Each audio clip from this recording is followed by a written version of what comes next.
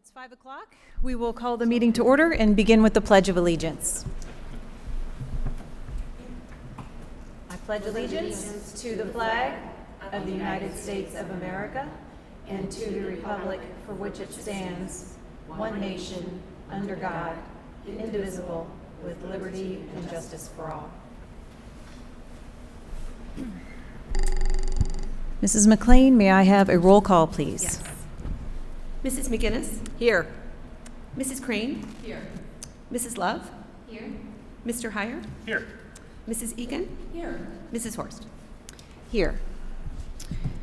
This meeting is a meeting of the Board of Education in public for the purpose of conducting the school district's business and is not to be considered a public community hearing. There is a time for public participation during the meeting as indicated in agenda items 3 and 9.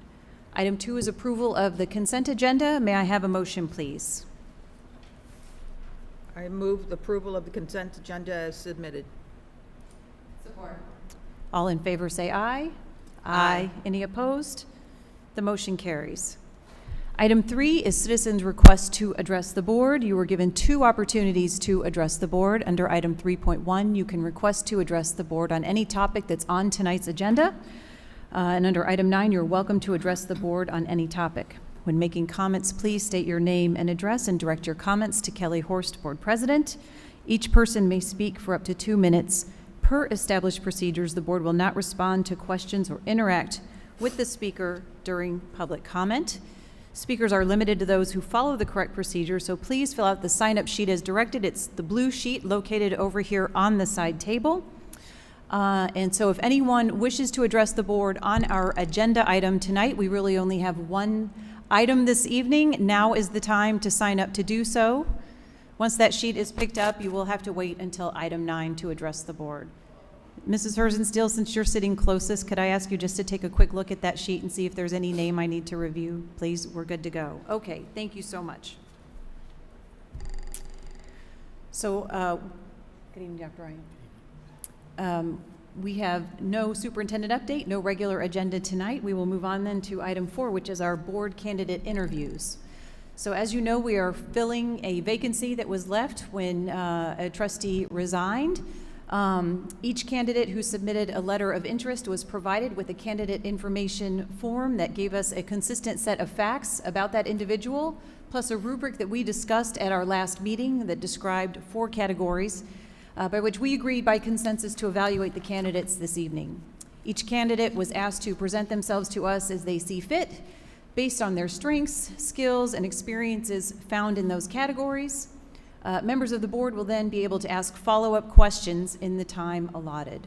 And trustees, I ask that you signal me either verbally or with a quick hand raise if you would like to ask a question. We are maintaining a consistent time window for each interview as agreed upon, and the interview order was drawn randomly by an administrative assistant here at the district office on Monday evening after the application deadline passed. Following the interviews, we will take a brief recess so trustees may compile their notes, and we will continue on with our discussion.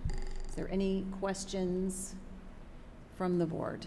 And so I see some folks are arriving who look like candidates. We do have a room set up back here if you want to wait back there, and then we have a staff member who will come and get you when we are ready for your interview. There we go. I was going to say, and there she is, right back there. So yeah, if you like. Yes. Oh, is everyone a candidate? I thought we were having a big audience tonight. Yeah. Oh, well, you're welcome to if you want, but if well, our preference is that they wait back there, and then we could bring you out one by one. I think everyone would be more, thank you, Nancy. After the interview, you're welcome to stay in the room. There goes our audience. That's okay. That's okay. Darn, I thought we were doing better. Great. Okay. Mr. Jensen, thank you. Welcome. Yep, we were going to ask everyone to have a seat at the table.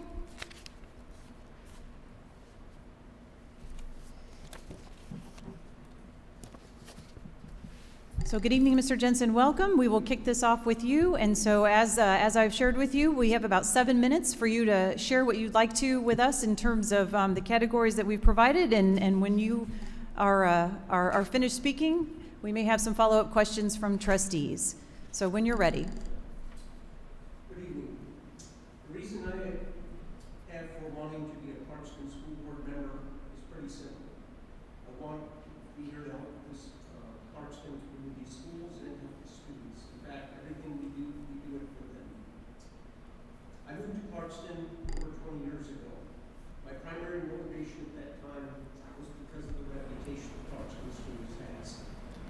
I knew this is where I wanted to raise my family. 2004, my son was born, and after a short time, we learned that he was a special needs student. Over the years, I observed what their staff has done and his fellow students have done for him, and I have to say I'm quite impressed. This is by far, first class school system that you have here, and I think it's something all of us as a community can be quite proud of. The efforts of the staff are not lost on me. I'm now an even more ardent supporter than I was at the time that I moved out here back in 1999. I feel it's now my turn to give back to the community and to become a part of it in the school board. Biggest challenges that I see the public schools face are finances, security, cybersecurity, hiring quality teachers and staff, employee retention, and special interest groups trying to influence the course of education. While Clarkston faces many of these challenges to a degree, I see that our biggest challenge that we face is to maintain the high standards that our school system provides. I'm confident that we can do that through the strong leadership that we have, the board, the administration, teachers, and the support staff. As a former educator, I know that education is a lifelong process. That includes learning through the position of being a trustee and part of the Clarkston Community School Board. I'm a mature professional, and over the years have achieved a flexible work schedule through my employer. I'm available most work days from 3 p.m. onward.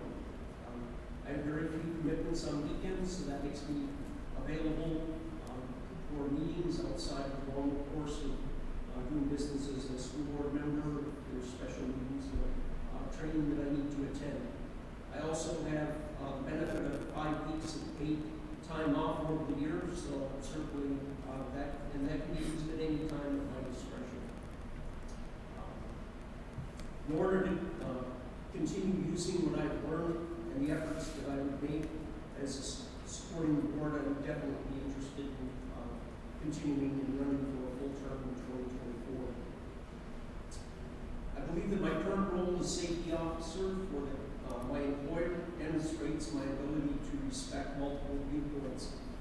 I'm often asked for opinions on a variety of applicable safety regulations. It forces me to weigh all sides of the issue and work towards a general agreement that will satisfy everyone and work towards a consensus that obeys current regulations. I have no issues supporting the decisions of the majority, even if it's against my own personal and political viewpoints. During the course of the discussion, however, if I can offer a constructive counterpoint, I'm willing to do so. My previous position, working as a technical roadside assistance advisor for the Chevrolet Motor Division, I had engaged customers who were often upset, angry, and wanting me to do things that were not possible given the considerations of their vehicle's warranty. I think probably everyone in this room can probably relate to being stranded on the side of the road at one time or another and getting angry at a car dealership. Got about 3 minutes left. Okay. And with that, I want to say that I've been immersed in education since virtually I was born. My father was a business manager in the Dunn Public Schools, and so oftentimes our mealtime discussions are around education. So. Great. Thank you very much. Thank you very much. Trustees, I'll give you a second to look at your notes, and who may have a follow-up question? I'll ask a Mrs. question if I McGinnis? may, Madam President. Mr. Jensen, thank you so much for coming to see us tonight and applying for this position. My one question would be, do you have interest in running for the full term in 2024 for this same position? Yes, I do. Thank you.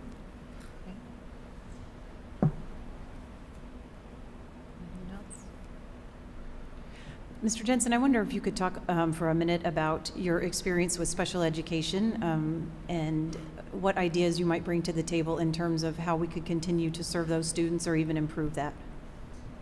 Well, having had my son go through that program through actually pre-K all the way up to he's a senior in high school this year, I would say really just a continuation of everything that you're currently doing. I I've looked at other programs throughout the state, and in fact, I think there's even there's been a case recently before the Supreme Court, and I think Clarkston Schools addresses issues like that already. I don't think there's anything to go beyond that. Okay, thank you. Anyone else, trustees?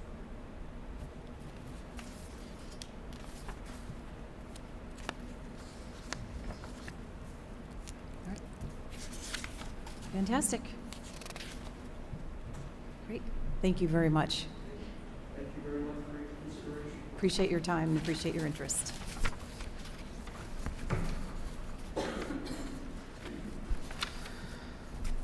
Just give us 1 minute and we can make some notes.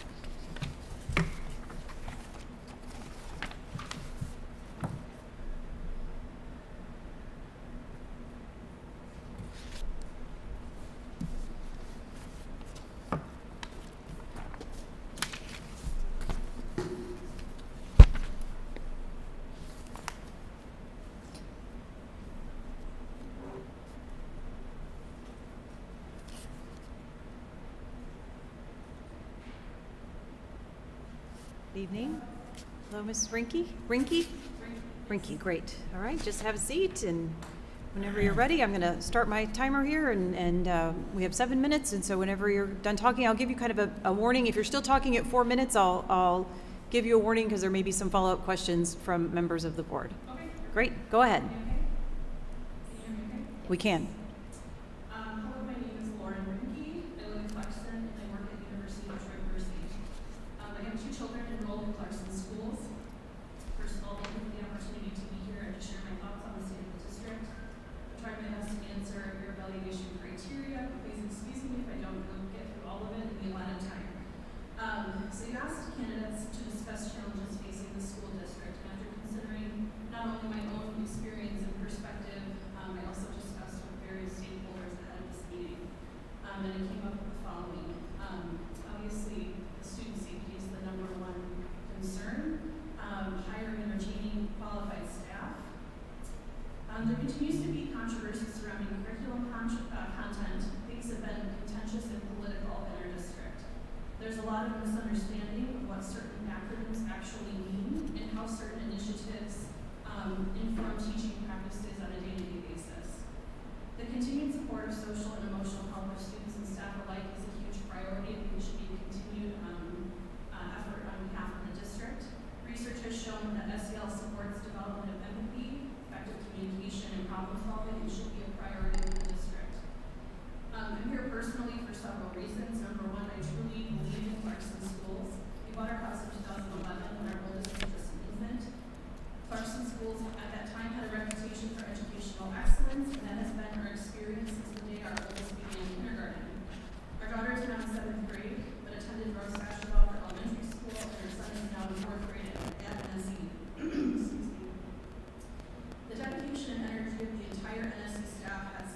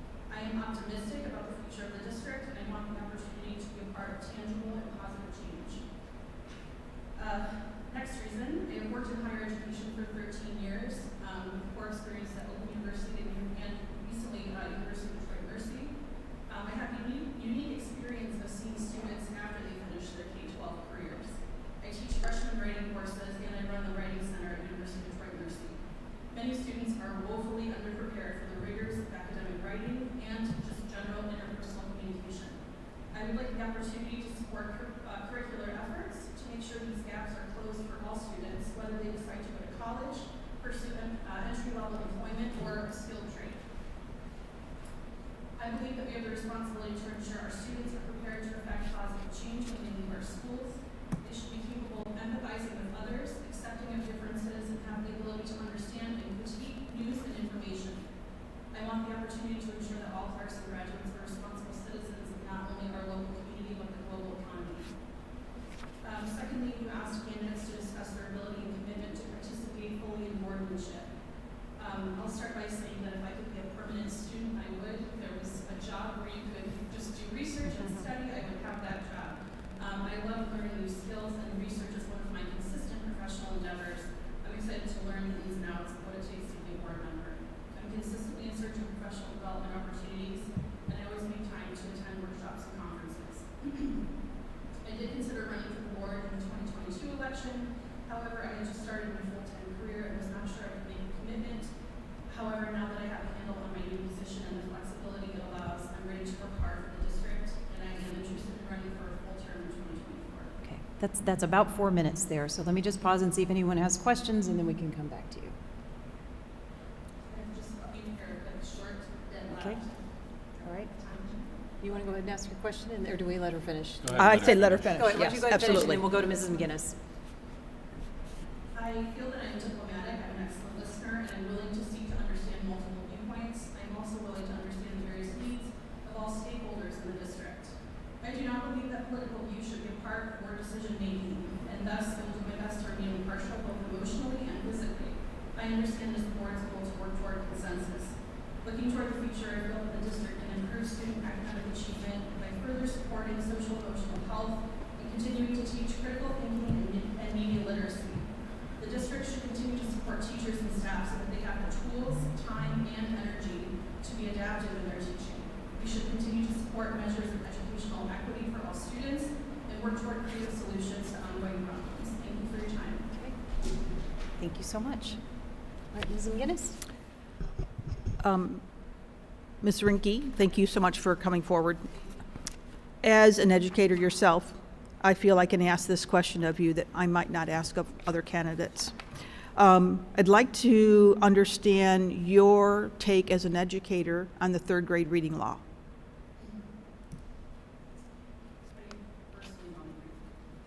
Okay.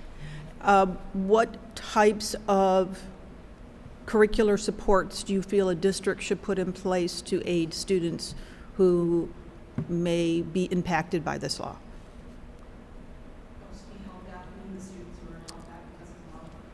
What type of actions can the board ask of the administration to put in place to prevent such students from being held back as the law technically requires? First of all, I think teachers need to be adaptive in their learning. I think a one-size-fits-all approach for any subject, any grade level is not appropriate. It's been a long time since I've worked with kids that age. I did work with some summer camps in the past. But I remember working for literacy development when I was at Michigan State and teaching things with physical movement, just as an example. And I think just being open to creative solutions and allowing the teachers to have the time and the opportunities to attend professional development opportunities, just to allow them to be creative in their approaches with the kids that might need a little bit different support. Okay. Thank you. Mrs. Love? Yeah, so I read in your letter that you have a dedication to DEI initiatives, scholarly research, and educational equity. I was just curious what kind of initiatives you want to see more of, or what your thoughts were on that. Sure, absolutely. So that's one of the acronyms I mentioned in my little speech here that I think there's a general misunderstanding of what DEI initiatives actually look like. And so just as an example, when I was working at Oakland University, I was awarded a DEI research and teaching grant from the Center for Excellence in Teaching and Learning, and it was essentially Go ahead and finish your thought. it was a grant to allow instructors and faculty to implement DEI initiatives in their classrooms. So one of the things I did as an example was to, in my first year writing research class, was to feature diverse voices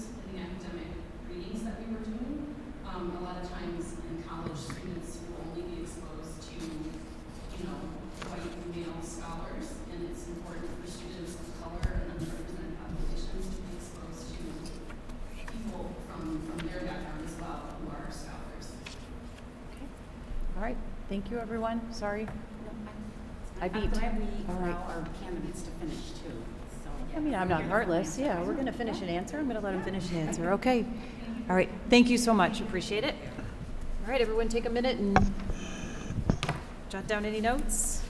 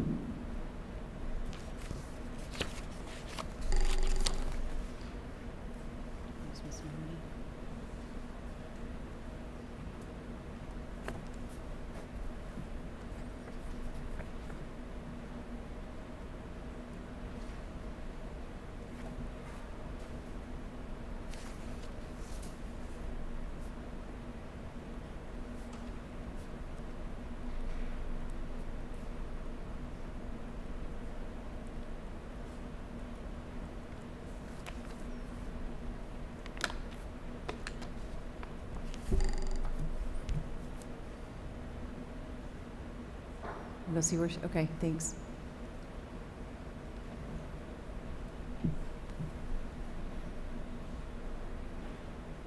Okay.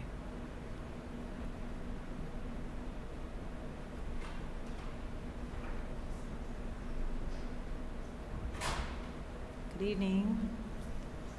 Hello. Hello, Ms. Cunningham.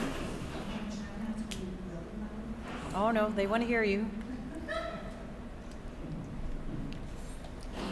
Okay, so what seems to be working with our flow here is we asked you just to talk to us, and if you go to 4 minutes, I'll kind of give you a warning, because typically we've had a couple of follow-up questions, so that gives the board time for a couple of questions. So forgive me if I interrupt, but that's kind of what's been working. Okay? Go ahead. Cunningham. I have been married for 20 years to my husband, who is a Clarkston graduate class of 2000. I have 3 children. One's a senior and one's a junior, and then I also have my oldest who is graduating from college this year. I love Clarkston. No, just like all of you, I love the kids, I love the families, I love the communities. That is why I applied for this vacancy. I have a lot of experience, boards, PTA, PTO awards, chair positions throughout the community. I worked with the Clarkston Coalition for Youth, which I have moved into the president's role of that earlier this year.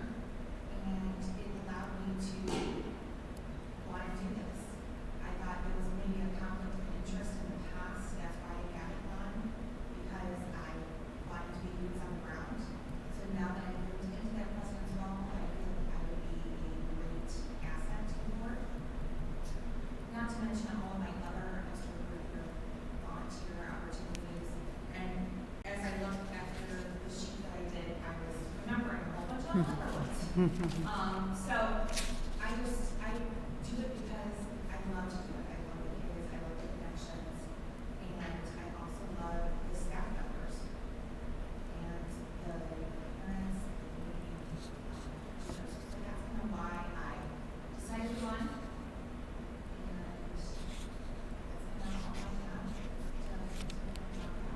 Okay. All right. Trustees, who would like to ask some follow-up questions? Oh, no, everyone's, we have 500 pieces of paper back here. Everyone is checking notes, I promise you.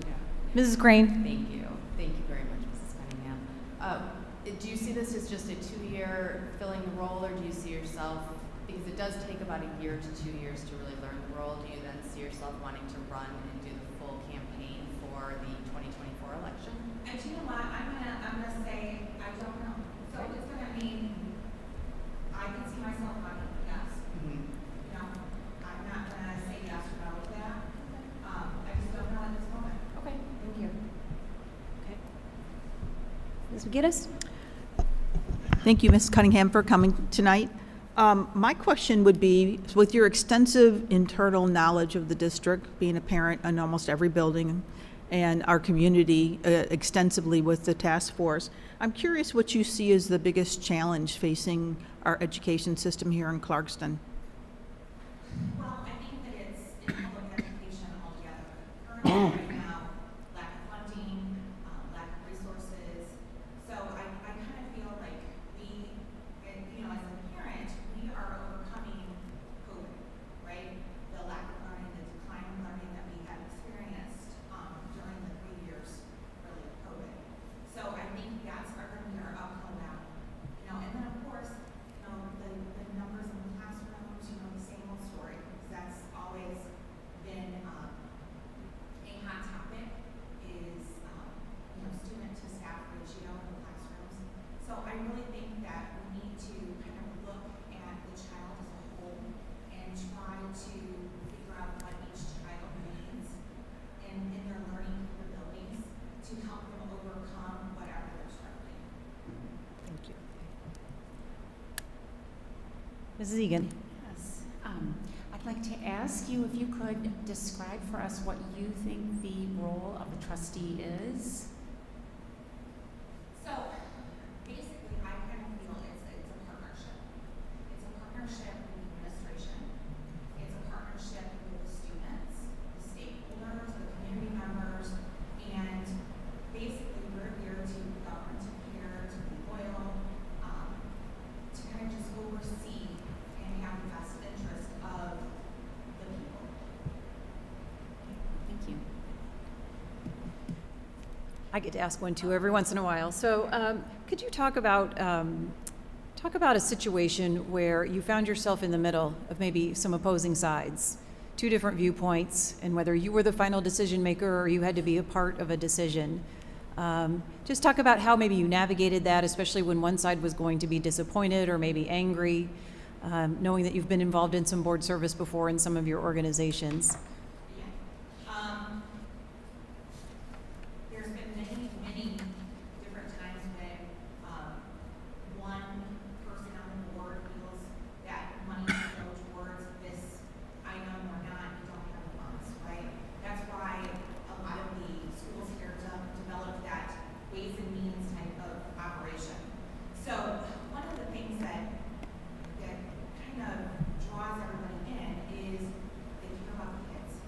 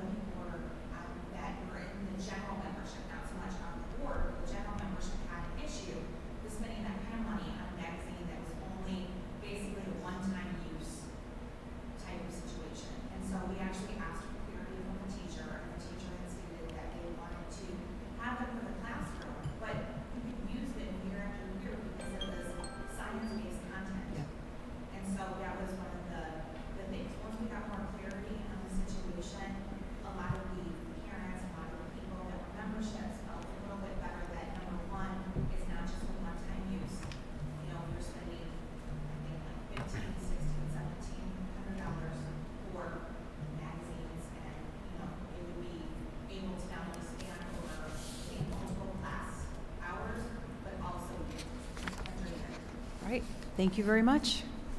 The magic buzzer went off, so I appreciate your time. Thank you. All right, trustees, take a minute and compile any notes.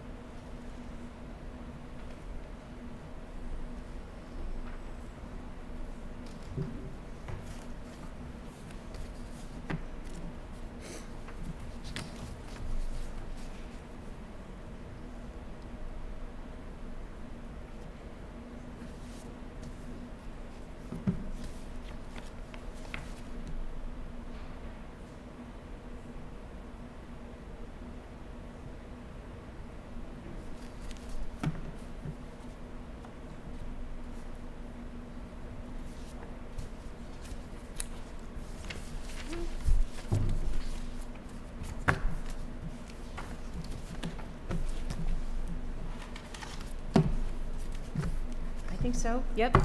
Ready?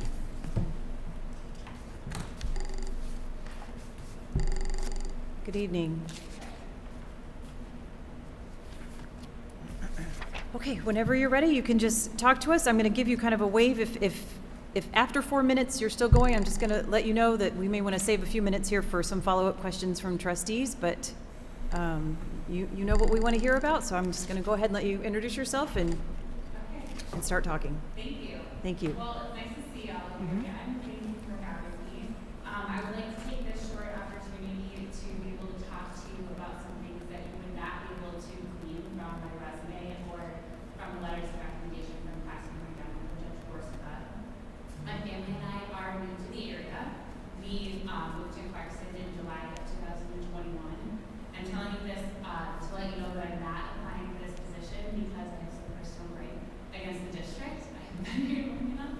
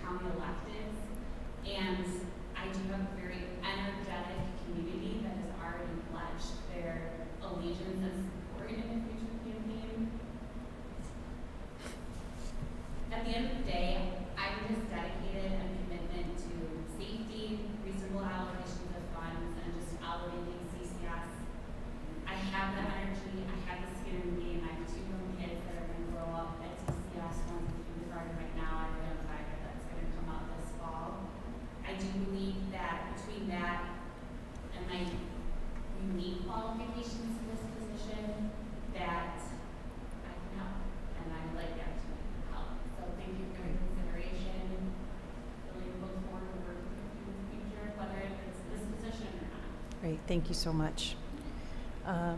Okay, and please, I'm sorry, I didn't say your name when you walked in, Jacqueline. Sivers. I couldn't remember if it was an I or an E, so thank you so much. Sivers, yes. Okay, Mrs. Crane, please go ahead. Thank you, Cybers. It's nice to see you again. So one of the questions that I have comes from both your letter and from what you just said. One of the things that I learned when I joined the board is sometimes you have to put aside your feelings about your own personal family and making the choices that affect your children and look at the rest of the district and all of the children in the district. And do you think that that would be a problem, or would you be able to do that unbiasedly? Yes. I don't think that you have to do it in a non-biased way. I think that you can still have that bias, but put it aside and recognize it. And to be honest, I do it in my current position all the time, so I don't see a problem in that. Ms. Love? I was curious, do you support our partnership with the Oakland County Sheriff, Michael Bouchard, or do you think that we could use, you said safety is very important. What are your ideas to increase safety? Yes, I support the sheriff's office. In my current position, I support the sheriff's office as well, and I actually work with SROs, multiple SROs on a daily basis. I have a good relationship with all of the SROs. At least the office has a good relationship with all of the SROs in the division. Again, one of the things I would love to see is a Handle with Care, which is a law enforcement notification partnership with schools. It's trauma informed. I've read the research on it. I've listened to evidentiary-based presentations on it. I think it would be an amazing resource for Clarkston to have and would help in the safety aspect of it. I mean, there's a lot. I would love to see the youth mobile outreach unit have access to schools, and schools have access to them. I would love to see like a T-chat system. There's a lot of, I think, law enforcement-based safety standards that are evidentiary-based. They're not politically driven. Most of them are free. And honestly, the bigger the safety net, the wider the safety net. I don't see a con to that. And then just out of my personal curiosity, whose campaign have you worked on and who has pledged support to your campaign? Just a couple. So I would love to name them. They're all Ohio-based. Oh, The okay. That's fine. I won't know them. I would name them, but and I'm not a Buckeye fan, just to That's important to. Okay, we can get past that one, yes. We don't ask blue and green questions up here, so we got to keep that one. There's a lot of, okay. Any other questions? Mrs. McGinnis, quickly? I have hopefully two quick questions. It's An about to go idea, off. give us How an about idea one? from your court perspective on issues facing school districts and mental health. How can we do better? We'll let her answer that one, and Okay. then we'll have to move on. I'm sorry, but I'm sorry to be a long answer, so please don't hold me just to the confines of this answer, because I have a lot of ideas for that. But one of them, I would love to see trauma-based servicing in school or trauma-based education in school. I don't know who that liaison would be to the school, but I think trauma-informed responses are exceptionally important, especially in our school district. SROs do not want to arrest kids. They just don't. They want to help kids. Most of the behavior that you see in kids is a trauma response. That's just what the evidence is based off of. I would love to see a recognition of a child, not labeled, but a child that is exhibiting trauma responses, and that response in the school be trauma informed versus informing an SRO that maybe just occurred and then that child ends up in CD. That's not going to help. That's an additional trauma to that kid. It's the trauma spiral. That's just one idea. thank you very much. Appreciate it. Absolutely. All right. Yep, we're good. Thank you. Thank you so much for your time. All right, take 1 minute.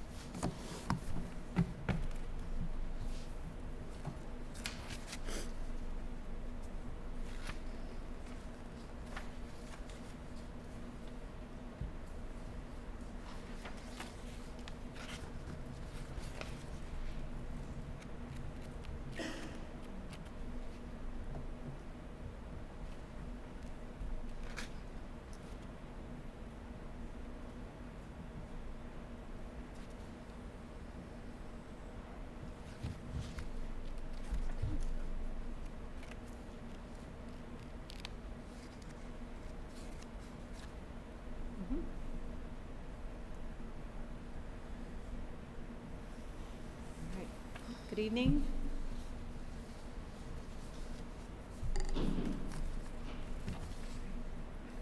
Hello, Mr. Kammer, welcome. Thank you. Good evening. Good evening. We've got 7 minutes here, so we are going to let you just speak to us, and when it gets down to about 3 minutes left, I'll give you a little signal, just because we've tended to have a couple of questions, follow-up questions from the board, and we'll go until the bell rings, so to speak. So, okay, so please introduce yourself and tell us what you'd like us to know. Great. Well, good evening to each of you. My name is Sean Cameron. I'm a resident of the Clarkston School District. I have 2 young children who are students in the district. My daughter is a 2nd grader at Springfield Plains Elementary, and my son is, he attends preschool, Funshine Preschool, which is actually just across the hallway there. So, I am an active parent in my children's education. I'm a father, so most of my activities as far as school things go are related to logistics, making sure the projects are finished on time, getting them ready, and everything else. So I understand firsthand a lot of the stresses of having 2 little kids in school to prepare for. My son had been, a little background just to give you an indication of some of my experience with this, is my son had been in special education services since he was 18 months old because he had speech delay. So at the Early Childhood Center, he also received services through programs like the Adults Program and the SPICE program. Now he's in Funshine and will be continuing to run files next year. I myself am a graduate of Clarkston High School. I actually attended Clarkston Elementary, middle school, and high school. Graduated in 2003. I later went on to earn a bachelor's degree from the University of Detroit Mercy in history and science. After that, I earned a Master of Public Administration in 2013 from Wayne State University. I just recently completed a 2nd Master's in Political Science as well. So for the past 10 years, I've worked in municipal government. I've served as the Assistant City Administrator for the City of Lakewood Village. I served as the Downtown Manager for the City of Royal Oak for about 4.5 years. The Executive Director of the Birmingham Shopping District, where I dealt with the board as well. So, and I presently work for the State of Michigan, for the Michigan Economic Development Corporation. I'm a project manager in the Science Department. So I have significant experience with local government, municipal government, dealing with boards, trying to achieve consensus. Most of the time, I was on the administration side of that board, and one of the cornerstones of public administration is learning about the public administration dichotomy, which is what are the roles of policymakers, what are the roles of the administrators. And from my experience, it tends to vary from organization to organization. There are typically some lines that are typically drawn where, as a policymaker, you do X, Y, and Z, and leave other things to the administration. How much discretion is left up to that administrator typically varies from organization to organization, from what I've empirically observed. Some of the things, I went through this list, the evaluation criteria, and there were a couple of things that jumped out to me. What I would consider primary challenges that the school district would face. And I think just broadly kind of coming at it with general philosophy to help identify some questions. I thought these challenges primarily are anything that could be identified as a barrier to learning for children. So I think that includes things like, are they at the right reading level? Should they be held back? Is that too draconian? Should they receive extra services? Things like that. Secondly, I think as a former student of Clarkston School District myself, coming up from a lower income background, I'm very familiar with a lot of the challenges that a lot of students face, where they're maybe going out with their parents to work on a job and don't have time to complete their homework that's been assigned to them, and so their grades suffer. I think additional barriers may include things like mental health as well, feelings of safety. I think the CDC just did a study and reported that record levels of depression exist among teen girls, and I know that mental health states definitely are a barrier to learning. So what kinds of solutions can school districts generate? What kinds of services can be offered to students so that the school board can be an institution that helps, supports, uplifts, builds students regardless of the challenges that they're facing, their backgrounds, whether it be low income, whether they're facing, mental health crises, what kinds of tools and what kinds of supports can be made available to these individuals so that they, when they, eventually graduate and go into adulthood, they're not adrift, that they feel like they've been given an infrastructure. Okay, let me pause and see if anyone at this point, we have a couple of minutes left. Does anyone want to ask questions or continue to hear from the candidate? Does anyone have questions right now? I'd like to continue to hear. Okay. Good. No questions. Oh, okay. Go ahead. If someone, just speak up if anyone wants to ask a question. We've got about 2:45 left. Certainly. A couple of the things that I saw in here were working towards consensus. This was something that I routinely did as an administrator, working for the Royal Oak DDA, trying to get consensus on issues. You do have to stay engaged with board members, and you do have to find ways to meet in the middle. I'm not quite sure what the temperaments of everybody on this board are, but I certainly don't have the intention to come onto the board as some kind of polemic, with some pet project that, masks or CRT or do some kind of theater or whatnot. I'm coming from the perspective of, sensible public policy, and what I've learned working in municipal government. And I think that that's a much more stable and adult approach to managing a public organization. So. Okay. Very good. I'd like to ask a question. Segan? So, Mr. Kammer, since you have a lot of experience in municipal government, do you see any opportunities where Clarkston Community Schools could work more closely with Independence Township or the city of the Village of Clarkston?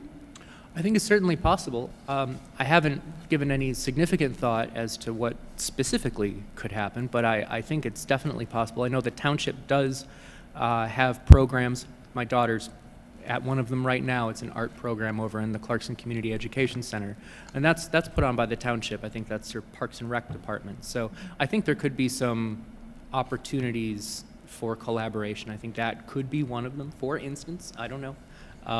But I'm happy to explore that. I think that's a great idea. Thank you. Quickly. Ms. Crane? Yeah, as a single father, which I commend you, it's, do you think that you have the time for learning this new role, for going to conferences over weekends, for all of what it entails? That's a really great question. And I think if it were a year ago or 2 years ago, I don't think I would be in the position to do that.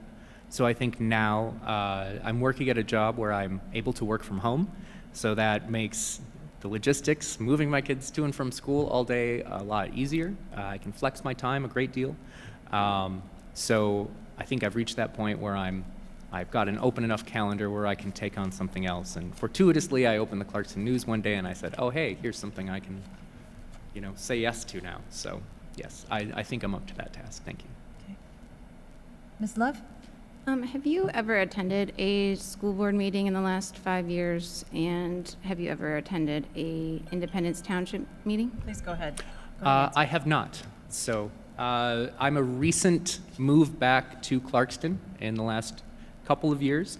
Prior to that, working in municipal government, I attended several municipal government meetings in the past, but it was usually with other cities like Royal Oak or Birmingham or Lathrop Village or the city of Flint or something like that. So, Okay. All right. Thank you very much. yeah, thank you. Appreciate your time. Thank you.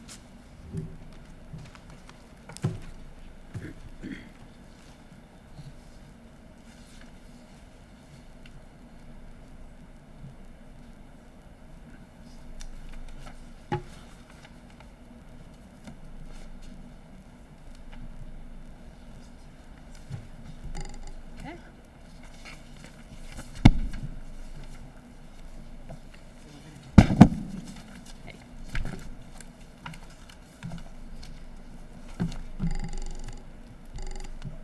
All right. Everyone let me know when you're ready.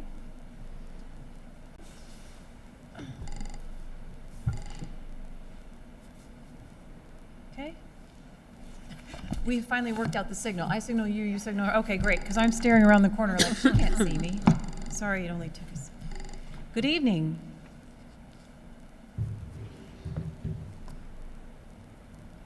Hello. Hello. Mr. Bouzine, did I say? Butzin. Butzine. Sorry, I'm trying. Nice to see you. Thank you so much for coming tonight.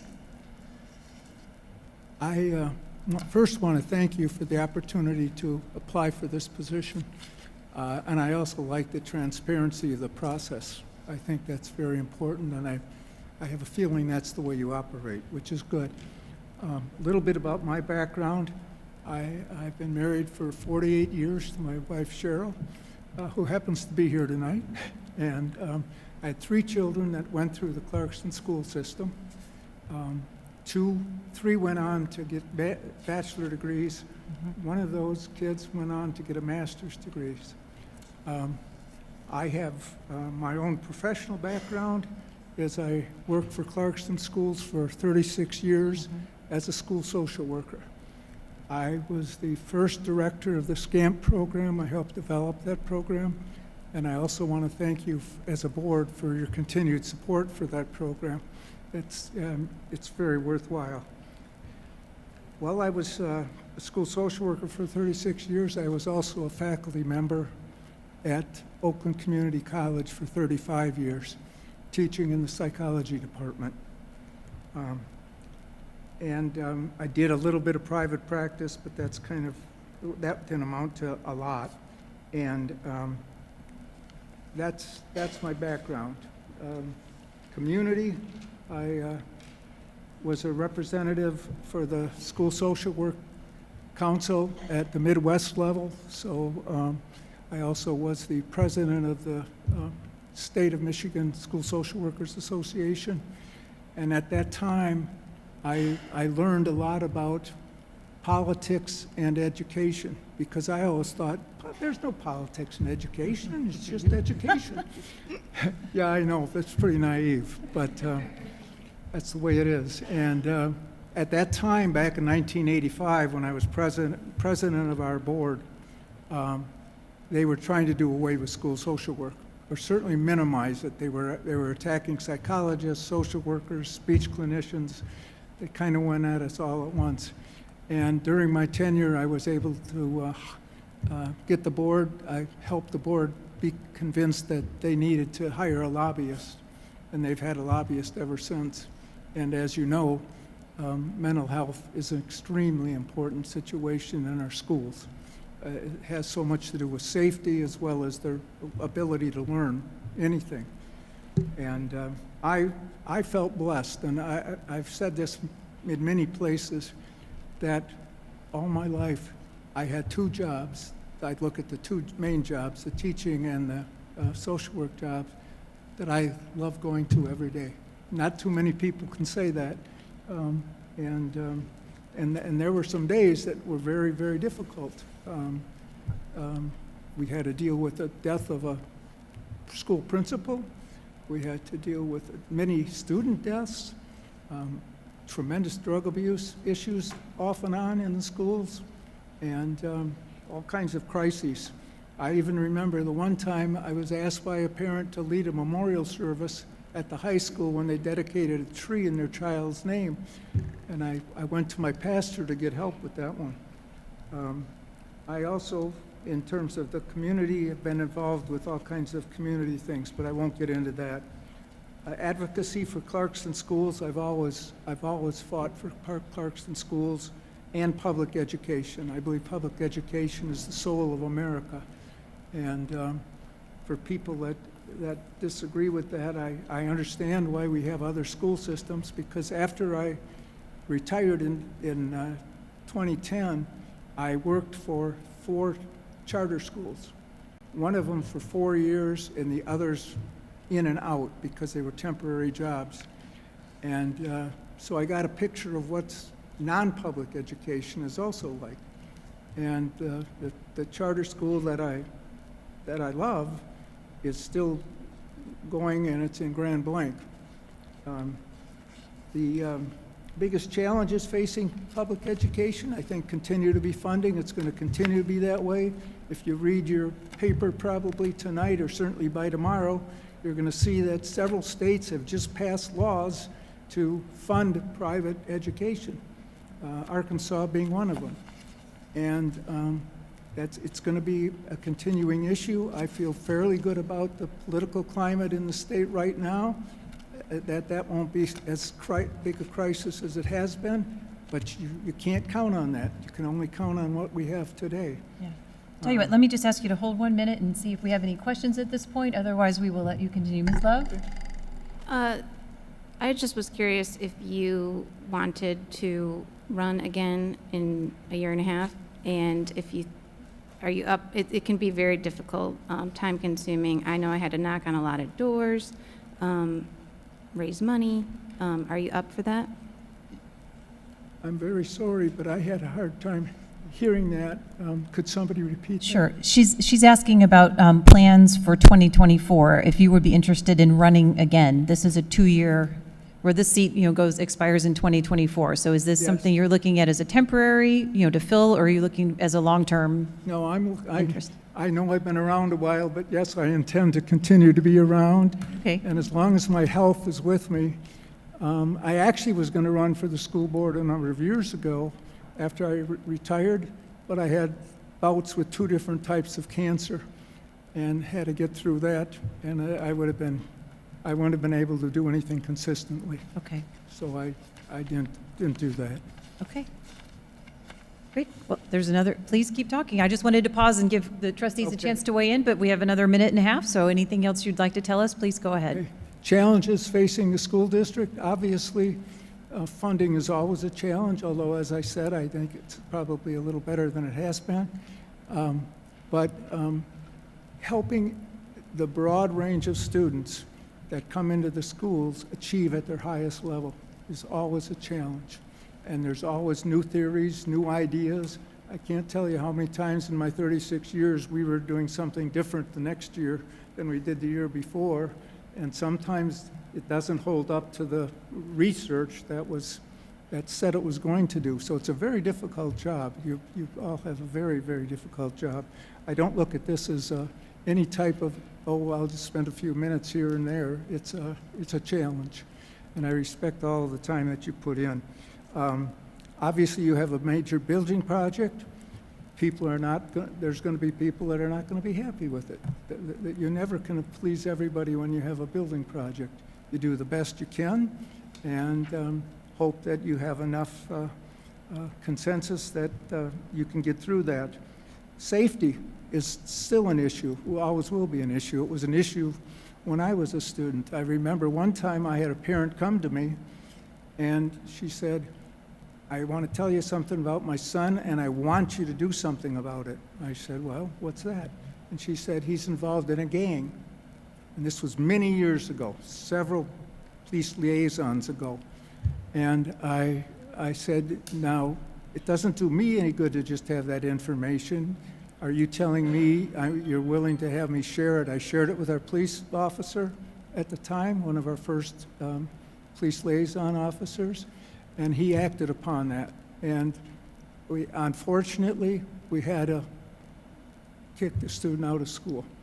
It was that serious. There had been a whole series of robberies and thefts in the community, and that gang was responsible for it. But to have a parent come up and to share that information was so helpful. Yeah. And that might not be the Oxford situation, but it's still, safety is an issue, and if kids are losing stuff from lockers, from teachers are losing money out of their desk or whatever it happens to be, it's something to be concerned about. Right. And that's something we have to make sure that we have a real strong program, and I'm really pleased that you have a police liaison officer in the Clarkston schools, several, more than one. But, thank you. Thank you so much. My buzzer went off, so I'm sorry. I'm going to have to cut you off. I'm sorry. Thank you very much. We appreciate you coming out tonight. It was wonderful to meet you, and we'd certainly heard about your history in Clarkston schools. You've even been here longer than Steve Heyer. Wow. Never seen that. I know. It's not a meeting if we don't get a Steve Heyer joke in. Thank you so much.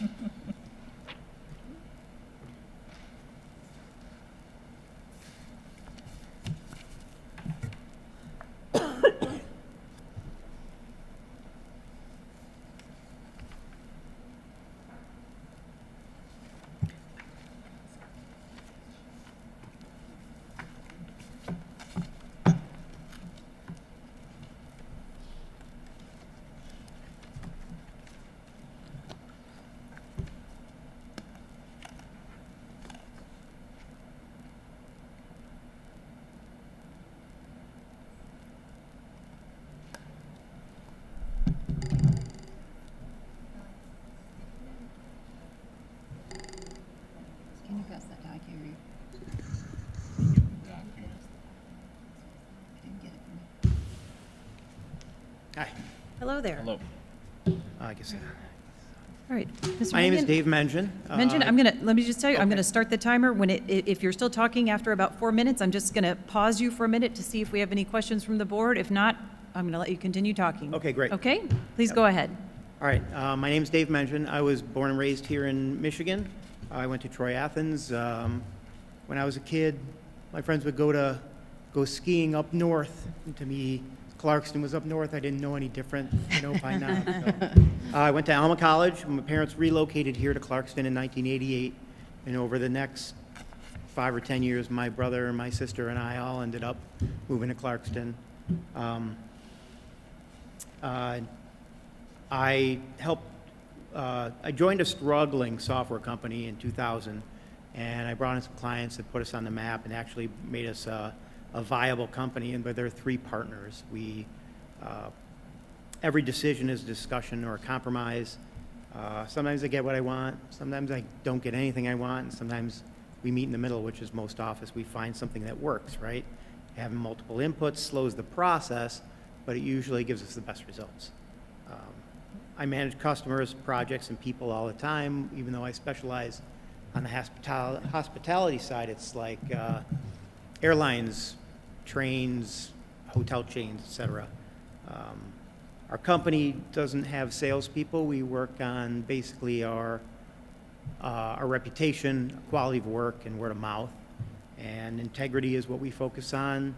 It's not necessarily good business decisions that we make sometimes, because we're not making more money, but it's the best decision for our people and our clients and ourselves.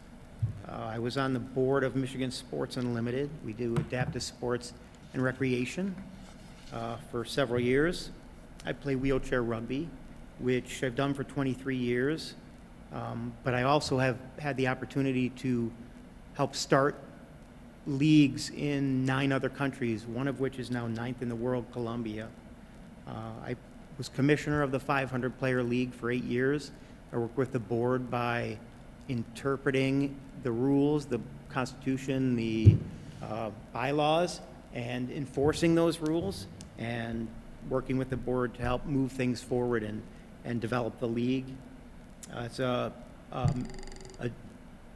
male and female league, so we had to make decisions that impacted not just based on gender or age or even quality of play, right? So if it impacts a USA player, I have to make a decision that also impacts the same way for a player who is a new player or a non-impact player, right? We got to make sure that you would make the decision the same way, right, for everybody. I'm a foster parent, so I'm constantly building relationships with and negotiating with natural parents who sometimes see you as the enemy when you're there to help them, right? You want to reunite families. We had a foster daughter who was with us 4 years from 2 months old, and she went home recently, and that was difficult, but that's the goal, right, to reunite. Personally, I've been impressed with the principal and the staff at Independence Elementary and the district services for my son. He's OT services. He has an IEP. I think the pandemic response, we all had to make difficult decisions regarding safety and liability. As a commissioner of a 500-player league, we did the same thing. I feel like that the board and the district did a good job of following the state and the CDC and the guidelines that were given and quickly adapting and making a virtual solution. And now I really like the hybrid solution and the virtual solutions that are being developed. My son is currently virtual. We expect to get hybrid next year. I'm excited about what's going on there. As far as challenges, safety is clearly one of the big challenges now. The world's changed so much since we were kids. In their pockets, they have constant bullying and misinformation and distractions from their schoolwork. Maintaining quality of education, facilities, and educators obviously is a challenge that we have because there's shortages, right? There's less teachers out there, or they're being pulled away because other people have shortages and they're offering more. So that's going to be important coming up, and obviously responsibly managing the budget. Let me get you to hold on just a minute. Sorry, Let I've me- been looking down instead of looking up. Nope, I understand. Let me see if anyone has any questions that they want to ask while we still have a minute. Okay. Could I ask one question? Let me just get Sure. you to expand. You mentioned that, that you were on a board as well. So could you just talk a little bit about that experience of serving on a board, kind of negotiating with your fellow board members, coming to consensus? Maybe just give us some examples of that kind of working relationship, and then understanding the role of a board member versus the organization, how the organization you were serving. Sure. As a commissioner of the league for rugby, I did the interpretation of the rules, and I would make rulings. But on the day-to-day operations, I was tasked with making sure that the day-to-day stuff happened, that the board implemented it. So when things would come up, we would have an issue with a player, for example, who didn't register. And technically, they're not registered, and they're not on a roster, and by the bylaws, they're not supposed to play. So I would make a ruling on that, and the board would have the opportunity, if the player chose to contest that, I would give the board the reasons for my decision, but I didn't weigh in on their decision. I let them do their thing, because otherwise, that became a problem. If I included them in my decision early on, then they didn't have the opportunity to be part of that appeal process. As we went through, the league doesn't have a lot of money, so the decisions that were made financially, obviously there's a lot of negotiation there to try and figure out ways that we could use the league's funds that best serve the players and the people that it served. Does that answer your question? It does. Thank you very much. Any other questions? Great. Okay. Oh, sorry, my phone timed out here. Okay, well, it's about to beep, so very good. Thank you. Get that. Appreciate it. Okay. Thank you. Thank you so very much. Appreciate you coming tonight.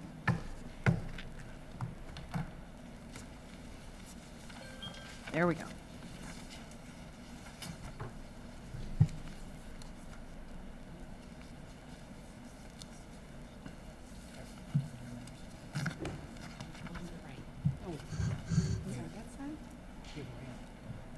Oh, yeah.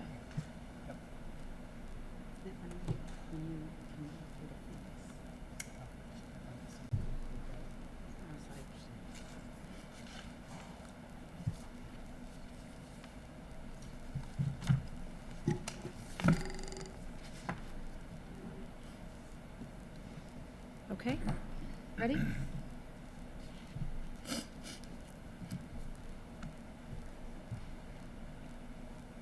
Good evening, Ms. Joyner. Good evening. Oops.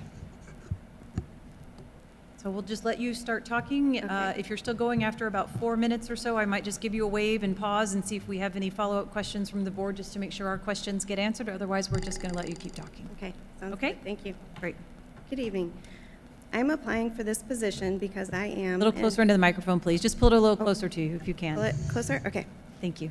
How's that? Yep. Oh, that's better. I am applying for this position because I am an enthusiastic supporter and advocate for public schools.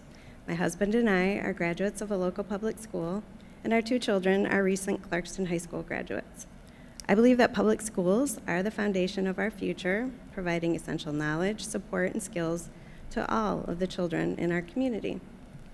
It is here that students who have different backgrounds, interests, family situations, and resources are brought together and learn to function as unique individuals and as members of a community of their peers. It is in public schools that they become aware of opportunities and ideas that are bigger than their own life experience. And they learn to respect and listen, to cooperate and discuss with students who have different perspectives. As the daughter of 2 retired public school teachers, I understand the challenges and frustrations that teachers, administrators, and school boards have, the necessity of meeting the needs of the students and their families within the demands of the educational guidelines and the ever-present financial constraints of our times.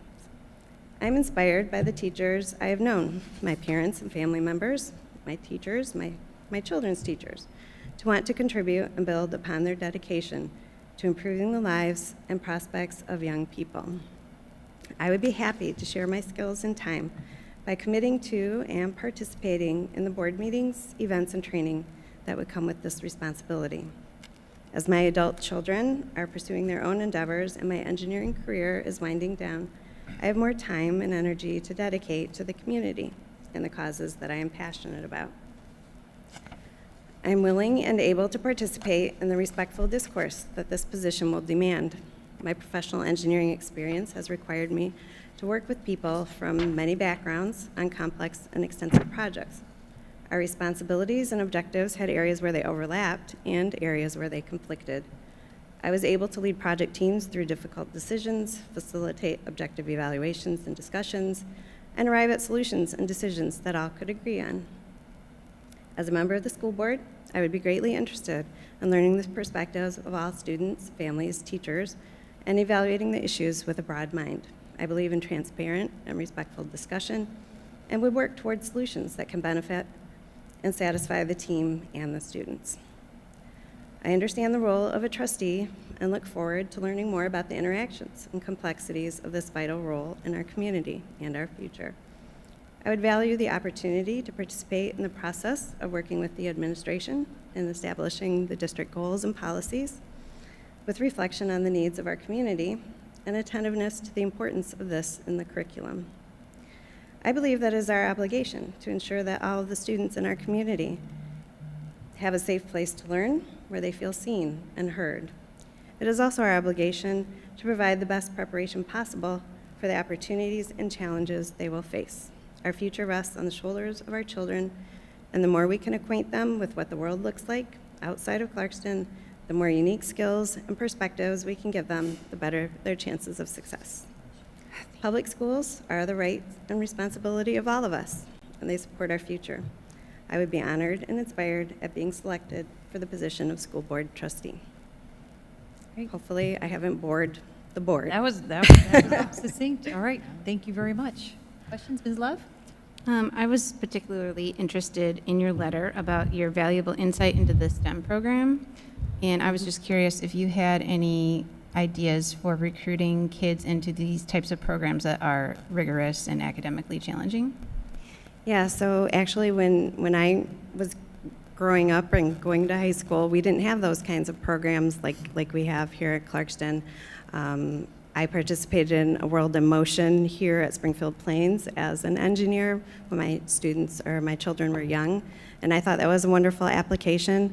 But I do believe that, anything we can do with STEM, more shows, projects, increased involvement, exposure at a young age is very important, and especially for girls, because I was a very small minority when I went to college in the early 90s for engineering school. So I believe early opportunities are important.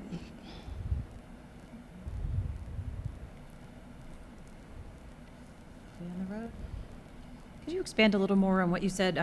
I wrote the word challenges and then I kept writing. And so would you mind just going back to that for me for a minute and talking a little bit about what you see the challenges are facing the district right now, whether it's the district or public education overall, but what do you see as like the top couple of challenges we have to deal with?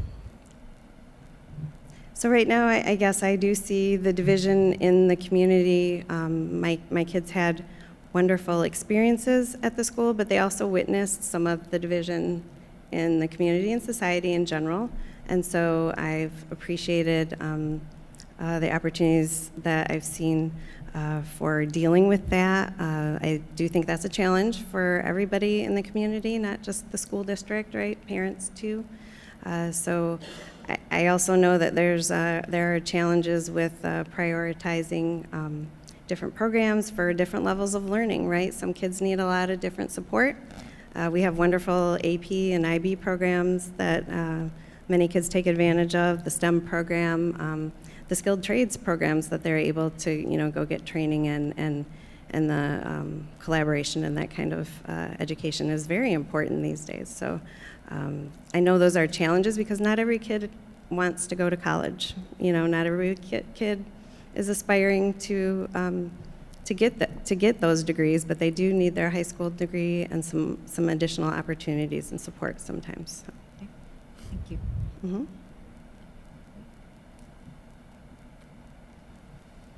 Up and down.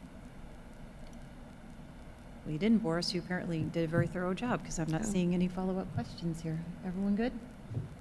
Okay. Other questions? Thank you, Ms. Joyner. Thank you.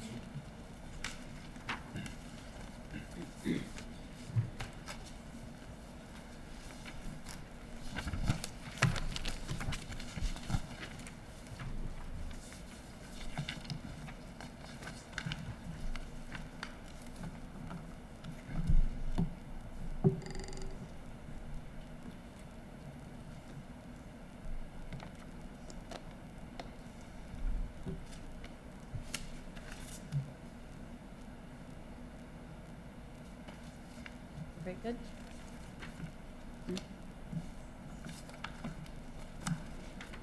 Okay.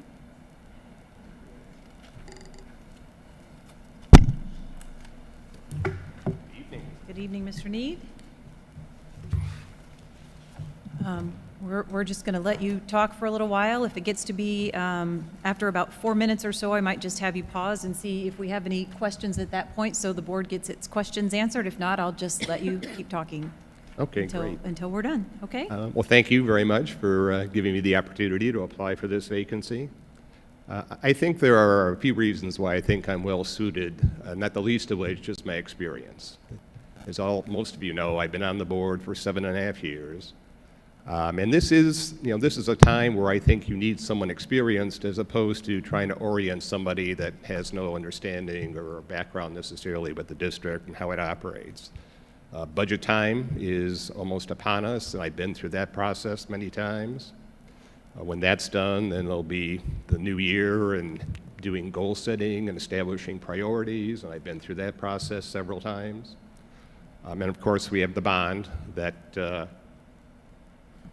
we have to exercise our fiduciary responsibilities for the bond, and I've gone through that process with the 2015 bond. I know the key administrators, I know Dr. Ryan, I don't need to go through an introductory process there. So I think I'm well suited basically based upon certainly the experience. I also think that in my 7.5 years on the board, I brought a different perspective to board matters and board decisions. I think what made our board so strong for the last several years is that we do have diversity in terms of backgrounds and expertise and employment. As an attorney, I think I bring a different kind of perspective, not necessarily better or worse, but different.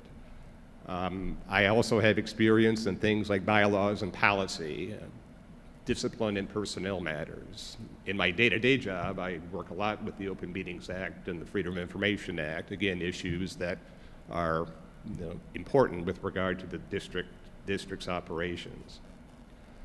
I also, of course, as I've said during my campaign and before, I'm strongly supportive of our administration and the direction that they have for the district. I believe we're in a very strong position, but there is work yet to be done, certainly. We want to see our test scores improve. We want to see our kids be safe. And again, I have some background on that, and I believe I can bring a constructive viewpoint there as well. I do believe in the consensus approach that the board has adopted with regard to making decisions. Respect all viewpoints and attempt to come up with a solution that people can accept. Not necessarily be wildly enthusiastic about, but at least accept. Because at the end of the day, we all want what's best for our kids. That, I think, needs to be uppermost, and it certainly is in my mind when I make decisions. I really don't have a whole lot else to say except, for 7 years I've sat up there and watched a parade of kids, students make presentations. I've always been pretty amazed at their poise and the way they manage to be so articulate. And I gotta tell you, sitting on this side of the table, that ain't easy. So I even have more respect for what they've done. That's about all I have to say. Most of you know me. I'd be certainly happy to answer whatever questions anybody has. Ms. Love?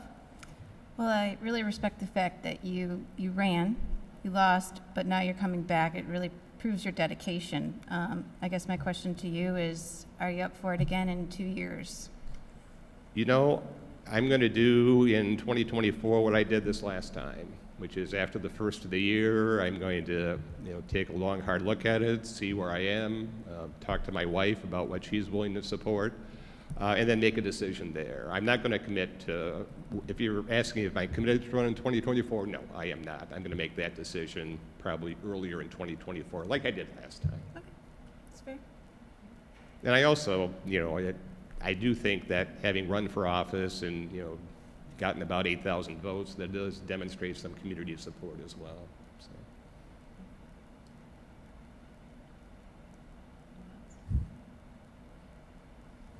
It's a bit of a difficult question to be in because I think, we do know you well, so I don't want to belabor the point. Anyone else does not have questions? Well, All right. thank you, Mr. Need. Thank you.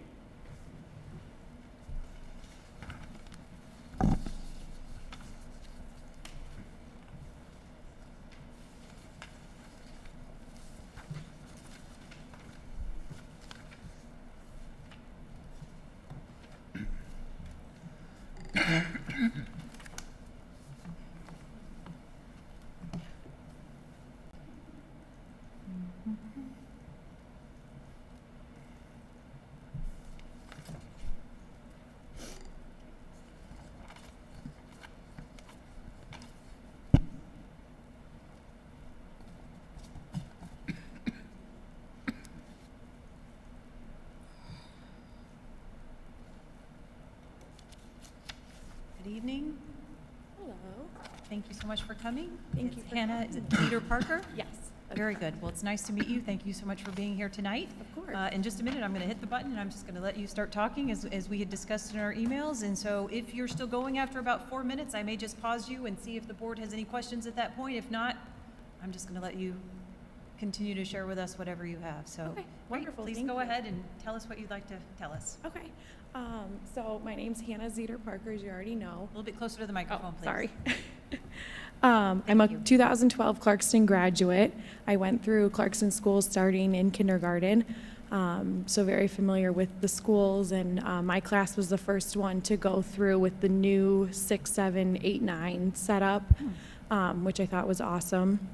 So I've lived in Clarkston for 21 of the last 28 years. I have a almost 2-year-old that will eventually go to Independence Elementary, so just kind of using this as an opportunity to become involved in the schools before I'm a parent in the district. I'm in my 4th year of teaching at Our Lady of Refuge in Orchard Lake, so I'm very familiar with the demands of teachers, of school staff, of students, and everything that comes along with that, and the challenges that teachers face every day, the challenges that parents face every day, and students, but also the wonderful things that teachers and students and parents experience every day. I have a bachelor's degree in history and math from Oakland University, and I have a master's degree in secondary education also from Oakland University that I finished in 2020. I started teaching where I am in 2019, so my first school year there was the year that everything shut down and we transitioned to online, and still have incorporated that online component, not so much this school year, but the previous 2, and certainly understand the different demands of teaching now than even when I was in school and what was kind of taught to us. So understanding the importance of students having access to outside resources outside of the classroom, and just being very fluid in what we do as teachers, as administrators, as a district as a whole, to accommodate when the whole world kind of flips upside down at the drop of a hat, and kind of the strain that that puts on educators. Hopefully we never experience that again, but I certainly experienced it firsthand, and know, kind of the strain that that puts on everybody.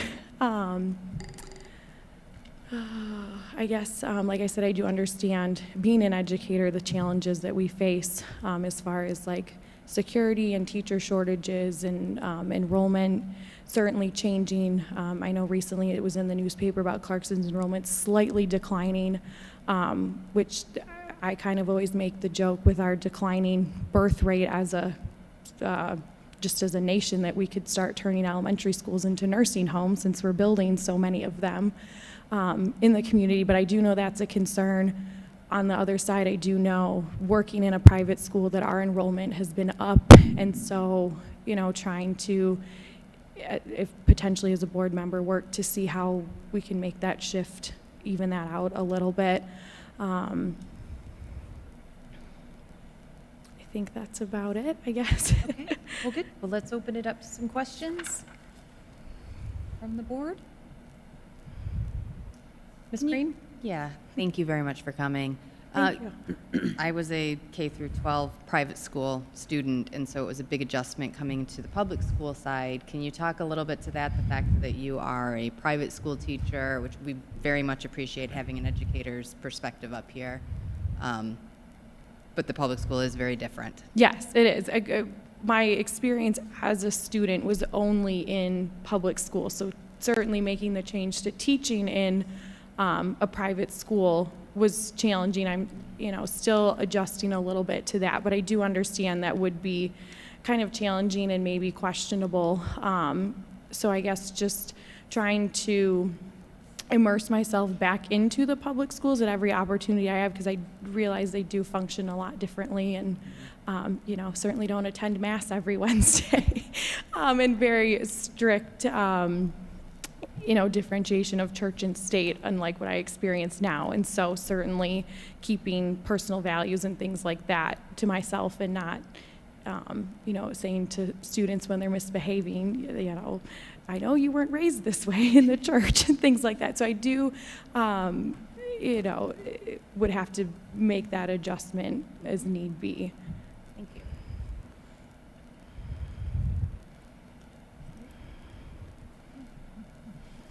If you could maybe share an example of when you've had to kind of be in the middle of a situation or a conversation where there were some opposing viewpoints. Could have been at your school or in another situation, and how you sort of worked through that. Yeah, of course.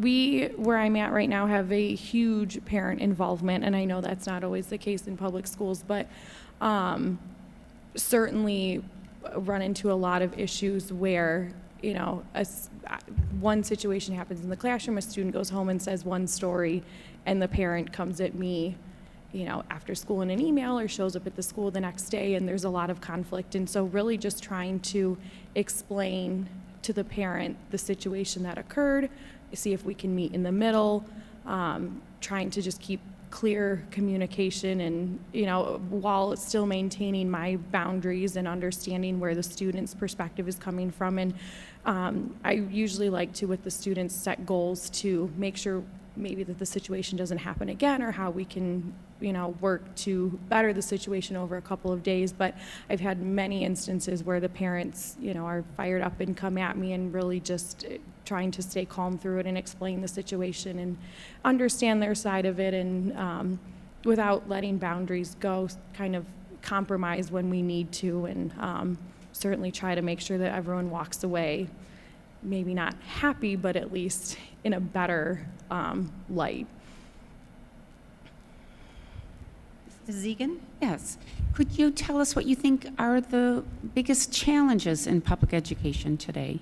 I think definitely the biggest one is safety, with everything that's been happening across the nation. And I know Clarkston has worked a lot recently to improve security, or just, bring it up to par with everything that potentially happens. And so I think just reassuring parents and students and staff as well that, police response time is quick, or, there's someone on site, or, the buildings are all locked and secured. And so I really think that is just on the forefront of everyone's mind recently. And when staff feel safe, they can certainly reassure students and parents that their children are safe at school. Thank you. All right. Thank you very much. My little bell is quieter tonight than it seems to be usually, but it just went off. So thank you so much. We appreciate you coming tonight. Appreciate your time. Thank you. Can y'all hear it when the timer goes off? Well, I'm sitting right next Okay, to you, well, so you're I sitting can. next to me. Usually you can hear it through this, but it seems to be.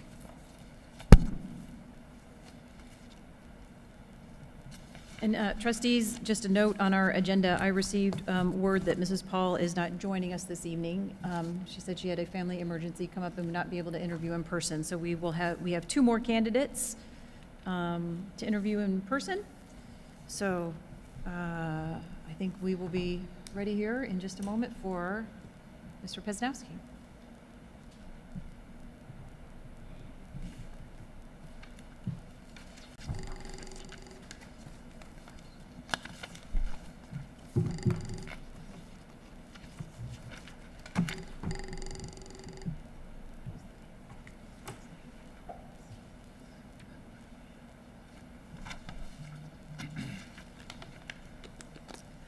Good evening. How are you? Good, thank you. Thank you so much for coming tonight. Thank you, and I'm sure it's been a marathon of conversations for you guys, so appreciate you sticking through it. So Absolutely, absolutely. We're just, as we described in our email, we just want you to kind of tell us your story and tell us your thoughts on some of the issues that we identified for you. And then if it gets to be where there's about 3 minutes left, I may just interrupt you and just pause to see if we have any questions from the board. If not, I'm just going to let you keep talking till we run out of time. So absolutely, I please go ahead. Mark Pesnowski. Yep. And so, well, like I said, first of all, thank you guys for the opportunity to discuss this role. You know, and to be honest, in talking to people back there, in seeing, you know, everybody that's here, it's great to see that there was 14, well, probably less than that now. There was, you know, a dozen people that were willing to step up to this, you know, and that's great to see. That shows that, you know, they care about the kids, that they care about, you know, the community as a whole. And, you know, regardless of the outcome here, you know, I'm just happy to see that there's that much involvement. And we were talking in there about how it's hard to see ballots when somebody's running unopposed, you know, and it's like, we want to know these people, and I'm sure everybody here wants to know exactly who we are too. So, me personally, I'm a father of 2 elementary-aged kids. I understand that these are young, pliable minds who spend, you know, 30-plus hours per week in the classroom. You know, if I was brought onto the board, I understand that I would be part of the group that's tasked with the responsibility of shaping their education, their lives, and approving the curriculum, the textbooks, and electing the superintendent and hiring faculty members and ensuring that the facilities are safe, secure, and properly maintained. I don't take any of this stuff lightly. So, should I be given that privilege of serving on the board, my goal would be to give everybody a voice in the room, because I know that's something that a lot of people, I see a lot of board meetings on YouTube and things like that where people don't feel like they have that voice, and that's really what I want to be. You know, whether the person is, or the families are affluent, they're from the lower class, they're outspoken, they're quiet, whether it's the family or the faculties or the community as a whole, regardless of race, color, creed, gender, I think everybody needs to work together to grow and improve the school system, the community as a whole, because we all see each other, you know, whether it's at CVS, whether it's a restaurant, whether it's here at the schools. So it's important to know who's looking out for your children when they're at school. So while I understand there might be times where people don't agree on everything wholeheartedly, kind of like my family, it's important to listen to each other, as difficult it may be. Take the time to understand everybody's point of view and ultimately support each other in the decision that's made so we can move forward in the best way possible for everyone. Though we all may have different ways of getting to our intended result, the fact remains that we're all here for the students and the kids. So I don't look at this as a short-term assignment. You know, I know this is to cover a vacancy through 2024. If I was brought onto the board, I would definitely want this to be something long-term. I would absolutely be looking for re-election in 2024 and beyond. Throughout my career as a small business owner, I have always made the decision that when I commit myself to something, I do so with the intention of succeeding to the fullest extent, and I'm willing to do all that I can to ensure that success. And this would be no different. So I would strive to earn the trust and respect from my fellow board members, as well as the more than 5,000 families and 30,000 members in the community. So with that, open to any questions you may have. Okay. Trustees? Mrs. Horst? Mrs. Egan, I'm happy please to go ahead. ask a question. Could you describe your perception of what the roles and responsibilities are of a trustee? Yeah. So I've been doing a lot of research the past few days on everything. You know, in terms of the trustee, the school board member, you know, obviously I mentioned in here curriculum, working with the superintendent, budgeting, proposals, things like that, but also being an active member of the community. So being available, being accessible, being open to everybody who has questions, who has comments and concerns, and taking those in. Like I said, sometimes you take the brunt and you get railroaded. I mean, it's what happens, but you have to be able to take that. You have to be able to engage in conversation with people and understand their point of view, even though you may not agree with it, but also, you know, come to some sort of consensus where everybody is at least satisfied. Thank you. Okay. Mrs. McGinnis. I'd like to ask respectfully, since I see your children are in private schools, and you denoted that personally, I'm just curious as to why you would want to be a public school board trustee.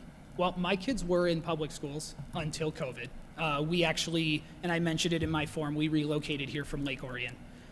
So once COVID hit and everything was virtual learning, both of my children crashed and burned. I'm not gonna sugarcoat it. My son would come out of math class telling me what he wanted from Bass Pro Shops. My daughter was in the bottom corner of Zoom window putting on my wife's lipstick.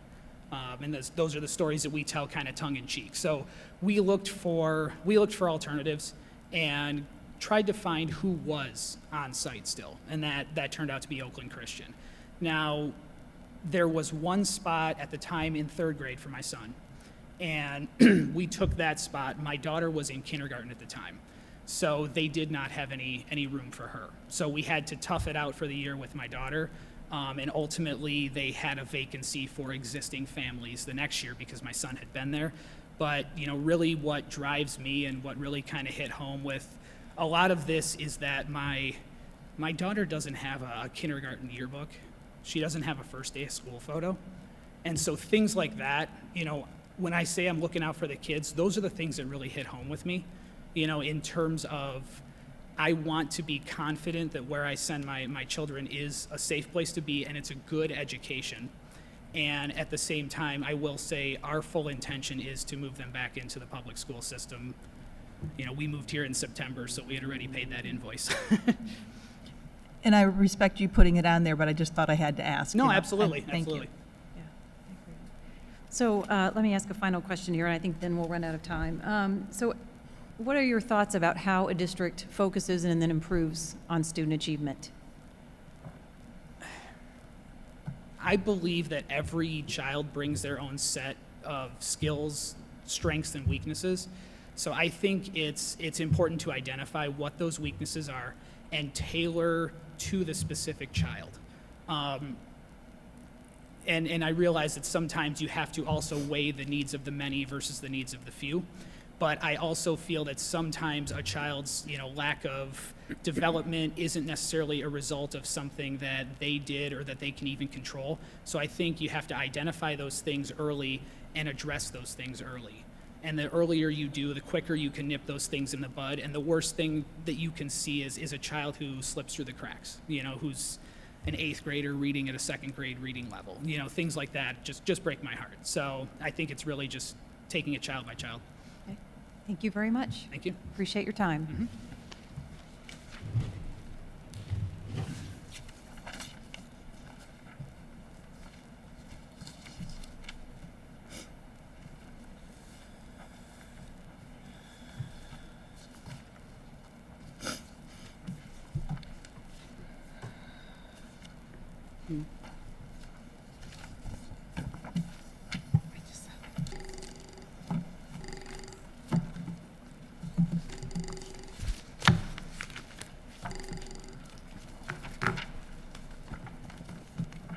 Okay, and our final candidate of the evening,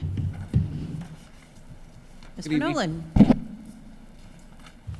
Good evening. So please, we're just going to have you, as we discussed, you know, just share your story with us, whatever you want to share with us. And then if it gets to be about 3 minutes left, I may just pause you for a minute, see if we have any questions up here. So I'm sure trustees get their questions asked. If not, we'll just let you continue to talk. Okay, great. Okay, So thank you. I'm Jason Nolan. I've lived in Clarkston for 23 years. All 3 of my children attended Clarkston schools from K through 12, had a great experience. We moved to Clarkston specifically for the schools. We lived in Waterford. My wife was adamant our kids are going to Clarkston schools. We built a house here, and I feel very strongly that one of the things that makes Clarkston a destination community and a place that people want to live is because of the schools. I own a small business. I've owned a mortgage company, Michigan Mortgage Solutions. We're located in Pontiac. I started that company 24 years ago. So I've kind of been through the highs and lows of that business. And so certainly have a lot of experience with budgets and compliance and dealing with state and federal agencies and all the fun stuff that goes with licensing and whatnot. I wanted to just kind of discuss some of the highlighted points that you had sent. So one of the things you were talking about was just, general advocacy for public education and specifically Clarkston schools. I'm a big believer that public education is like a cornerstone American value. I think that some of the challenges facing public education, especially here in Michigan, is just consistent funding. I think that there's things that we can advocate for as a board to ensure that funding stays consistent from the state. I think teacher shortages are a problem throughout the state, including Clarkston, so finding ways to attract and retain good teachers. And then, of course, school safety. And I think school safety, obviously, with the situation in Oxford, horrible situation, finding ways to ensure that the kids are safe, staff is safe, community safe, without making the experience dreadful, trying to find ways to find that balance. I think Clarkston's in a good position compared to the state. I think we have a great district. I think that we need to continue to be, focused financially. I think we need to still always be looking for efficiencies and ways to do more with less. And I think that we need to, again, find ways to retain good teachers, find new teachers. And then I was looking at the strategic plan, and I think it's really important. I love the work that you guys have been doing, like focusing on the whole student and the social emotional learning aspect of recognizing it's not simply teaching, it's not simply grades, it's a whole person that we're nurturing through this process. The reason I'm interested, by the way, is just because I have the time now. My kids are grown and gone. I'm an empty nester, and I really feel like I have the time that I could commit to something like this. And I would definitely consider running for re-election if I was to be chosen. That certainly wouldn't be a question. As far as working with a board, I feel like the board, number one, the board's a nonpartisan group. I think it's important to leave your personal politics at the door. I think you have to be an advocate for public education. If you don't care about public education, serving on a board of trustees of a public school system doesn't make a lot of sense, in my opinion. So I think you have to, at the core, care about public education. I think you need to recognize that you have to speak with one voice once a decision is made. So I think it's important to be able to disagree without being disagreeable, but once a board makes a decision, you need to honor that decision and speak with one voice, because we're all on the same team. Ultimately, the board is a team, and really all the stakeholders are on the same team. Other than that, I mean, I've served for years on my church board as president and as a trustee, so I'm kind of used to policy governance in a smaller fashion. And I just think that as a board member, you need to be a good listener, you need to be an eager learner, and you need to be willing to, support the larger mission. Great, thank you very much. Mm-hmm. Still some time, Ms. Love, please go ahead. Nice to meet you in person. Yes. I know we disagree on a lot, but I do like how you're very respectful, and I do believe that you would consider all viewpoints. My question for you is, do you think that your personal relationship with any member of the board or our superintendent is a conflict of interest? Okay, say that very last part about my personal relationship. Do you think that you have any relationships with current board members or our superintendent that would be a conflict of interest? I do not, no.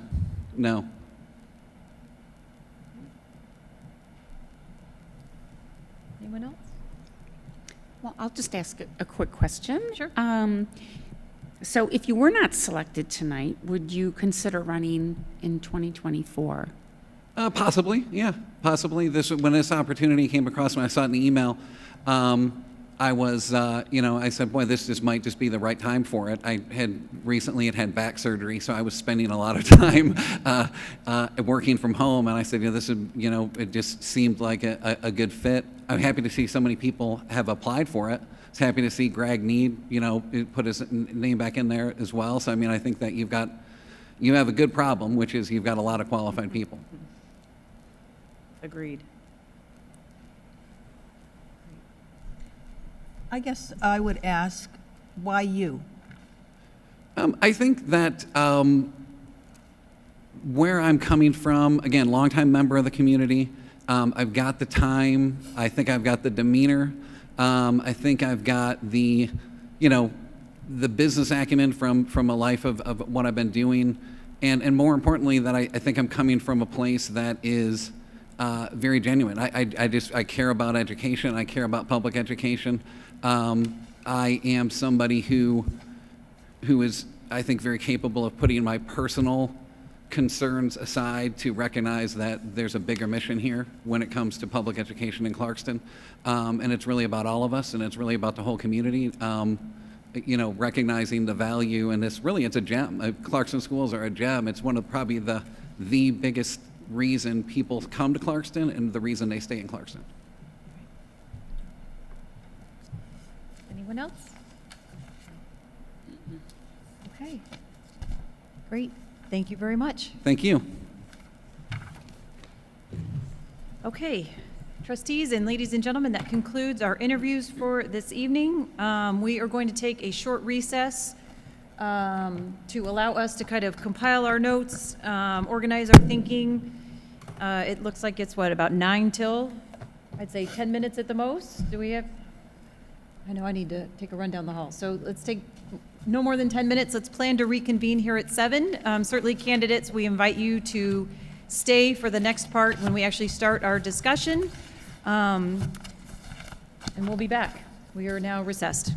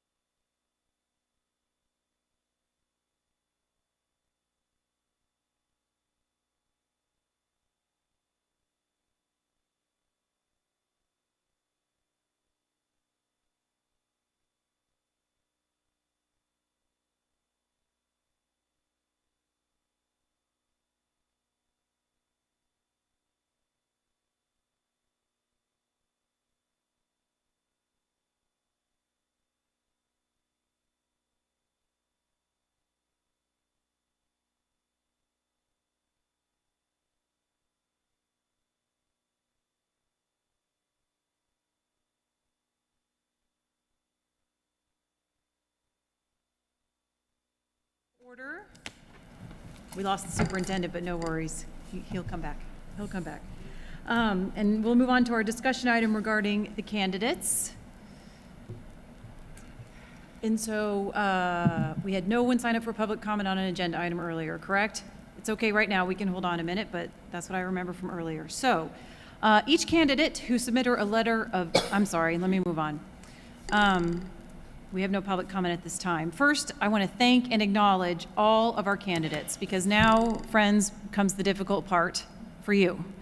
We are going to discuss you in public, which we are required to do by law. Two of us at the table have been through this process, so we know firsthand how uncomfortable it may be to sit there and watch us dissect your credentials, your motivations, what you said. The good news, I think, is that we have an amazing pool of a dozen candidates in front of us with so many interesting perspectives. And any one of you could fill this seat and do an admirable job.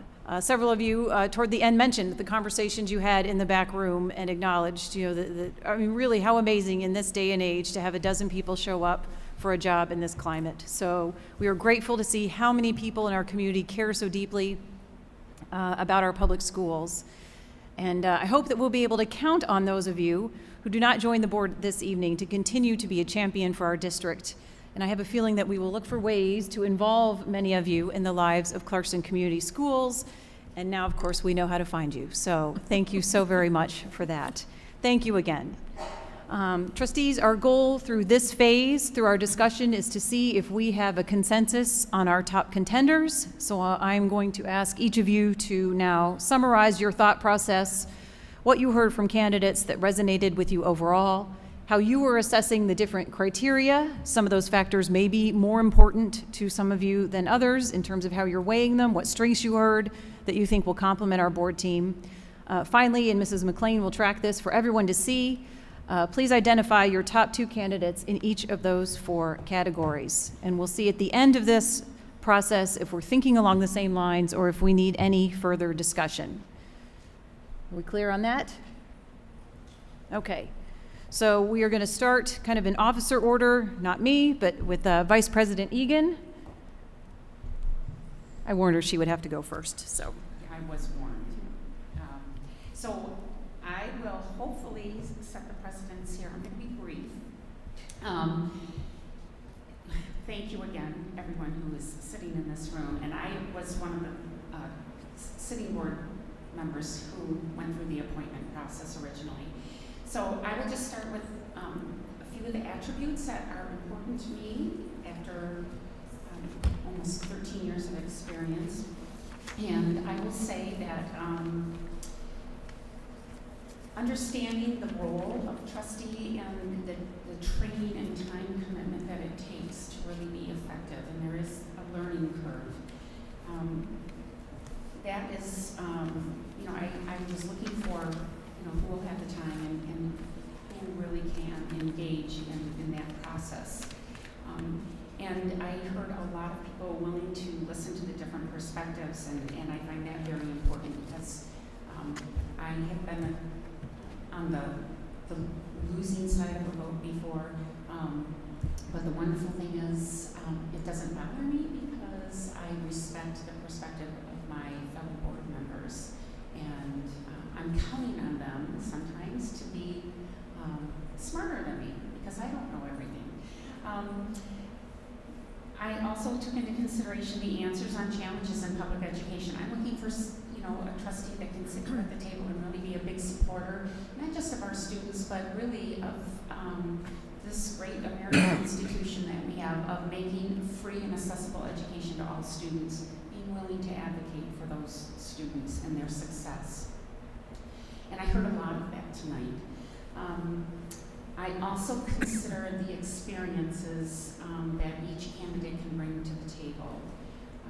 There are a lot of different perspectives out there, but I'm looking at professional experiences and what will bring some diversity to think about at the board table. So having said that, I have a quandary here because I picked 3 top candidates, so I'm just going to say them. If that's okay. I mean, I'm breaking the rules already. I have 3 names, I'm sorry. I just have 3 outstanding She's going candidates. for 3. I'm breaking the rules. America, you can do whatever you want. So, Okay. well, you know, we're gonna get down to 1, so, and I apologize Was I for- here, wait, was I, no, I was hearing, I was seeing, before you do that, I was looking to see what everyone thought. I mean, we agreed to 2. Did we? Yeah, we agreed to 2. I would be fine to go with 3. Thank you. I second that. Well, I think it messes up the, Well, if we're doing tallies, it's, her weight's 50% more than ours. I I mean, mean, I'm but- gonna quickly add 3 if you're gonna let her do it. Right, absolutely. Okay. All right, are we not good with that, or we are good with that, Madam well, President? okay, you can do 3 if anyone else who wants to add a 3rd may. How's that? If you're comfortable with your 2, that's fine, but if she's gonna do 3 and anyone else wants to add a 3rd, that's fine. How's that? All right. Okay. So candidate 2, 4, and 9, which is Lauren Rinke, Jacqueline Cybers, and Brett Reed.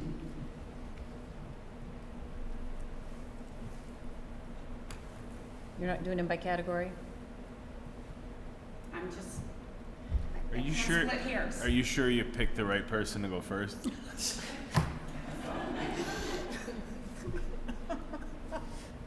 Well, I am how are you not doing I that? just Put them all in sorry. each of the boxes then. It's just how I roll. Are we just gonna put, I would be completely fine just listing 3 names. I Okay. have 3 in my categories, and I okay, would let me go ask with that then. Okay, so hold on, we'll have a little discussion moment here while we process this. I'm sorry, I broke the Well, process, didn't okay, I? so I'm let me sorry. ask this. Was everyone seeing similar names there, and would everyone prefer to just have 3 based on these rather than boxes? No, I'm seeing no's and no's, okay? Because that's not how we agreed to do it. I still would like to go kind of like with what you said, because I have some, what I'll call honorable mentions that I would like to discuss, and not just, so I just don't want to throw out 3 names. Okay? I want to talk about more names than just 3, Okay. because I want to honor what they brought to the table. All right, then your 3 names are gonna have to go in every box, They are. okay? They are. Every box. I thought they hit. They. Okay. It's okay. We work it out as we go here, as long as we're all kind of in agreement. Okay. So we'll go Treasurer Crane. Thank you. I don't get to use the titles very often. That's kind of fun. Thank you. I just wanted to reiterate the immense gratitude I have for every single person who showed up here tonight. I was elected in 2018 and have always sat on the same board until this last election. And so then all of a sudden we have 1 new member and then 1 resigned. So all of a sudden everything is changing for me. Some of the things that I came into tonight really looking for and listening for. In particular, I was looking for somebody who would be willing to take these next 2 years, learn, build up the trust that we have on this board, and then be willing to run again, mainly because I'm up for re-election in 2 years, and so I would like to have somebody that I could go through that process with. So I was really kind of looking for that and listening to that. So many of you said really great, amazing things, and Mr. Nolan had the benefit of going last, so I remember his really great things the most right now, and I really need to take better notes. But one of the things that you said, Mr. Nolan, really touched on something that means a lot to me, and that's remembering that this is a nonpartisan position, and that you have to leave a lot of your feelings, your politics, your friendships, everything at the door when you come up here and you discuss things. And then even if you're on the losing side of that vote, you move on as a unified front, much like we try to parent often, right? So, and I also appreciated what you said, Mr. Nolan, about this being a really good problem to have. I don't want to have a problem, but it is a really good problem to have. I think there's a really fine line between the experience of people who have put their kids through the system and then people who have kids coming up and have these great fresh ideas. That's really hard to balance. So that's why I think it's really important to also have the diversity of the backgrounds, the education, the jobs, everything sitting up here. So with all of that, I mean, for the advocacy one, I had an incredibly hard time with that one, mainly because there were like 10 out of the 12 that I would have said fit that box amazingly. So I would say that I definitely agreed that Ms. Rinke, Mr. Need, and Ms. Sivers were on there. I would also add Mr. Nolan on there.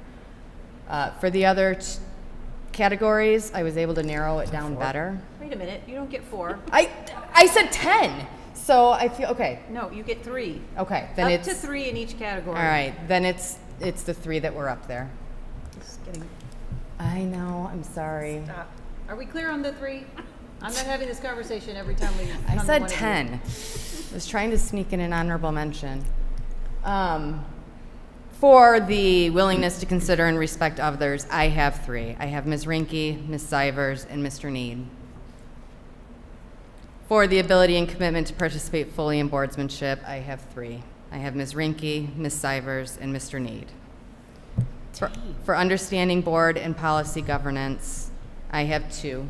I have Ms. Sivers and Mr. Need.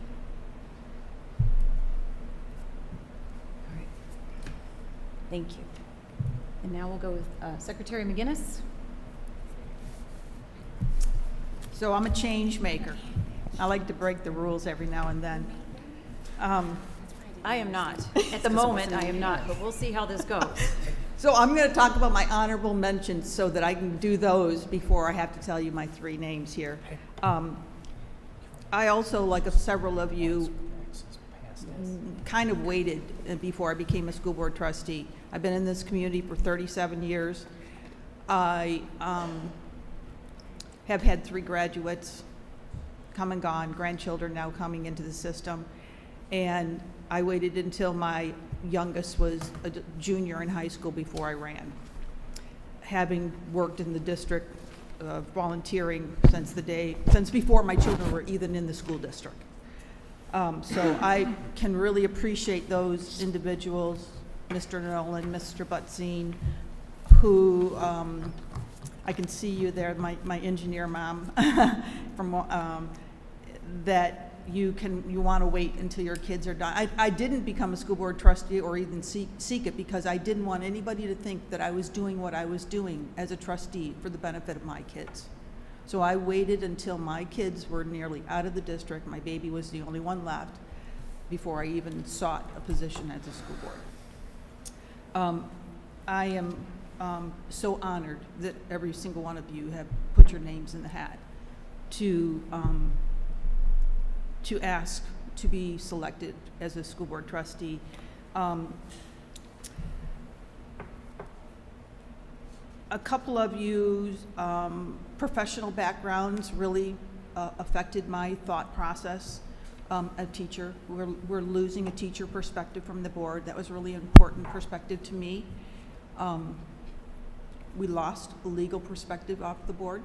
That was also very important to me. So those types of background add to the diversity of who we all are as a unit, as one voice. I know somebody said that. I think it was Mr. Nolan. I'd like to make a comment that Ms. Cunningham, your advocacy in this district does not go unnoticed, and I really appreciate you stepping forward and for yourself to be considered.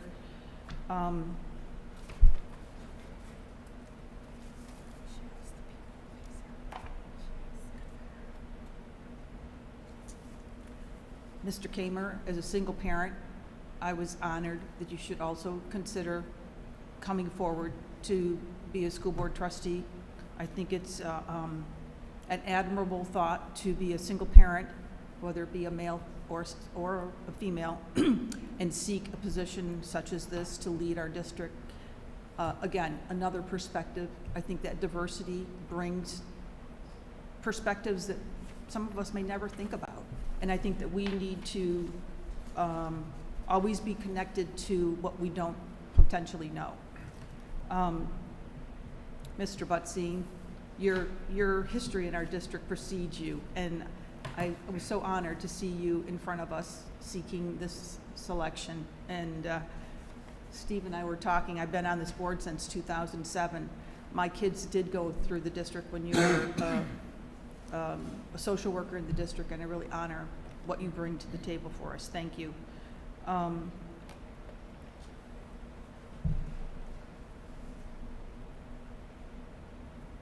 to read my scratches. I, unlike the two who are up here, who were sitting in your spot once upon a time, I was sitting up here working to select who they were. And at that time, I did not vote for them. Right, that's right. That's right. That's So I was looking for a different background at the time.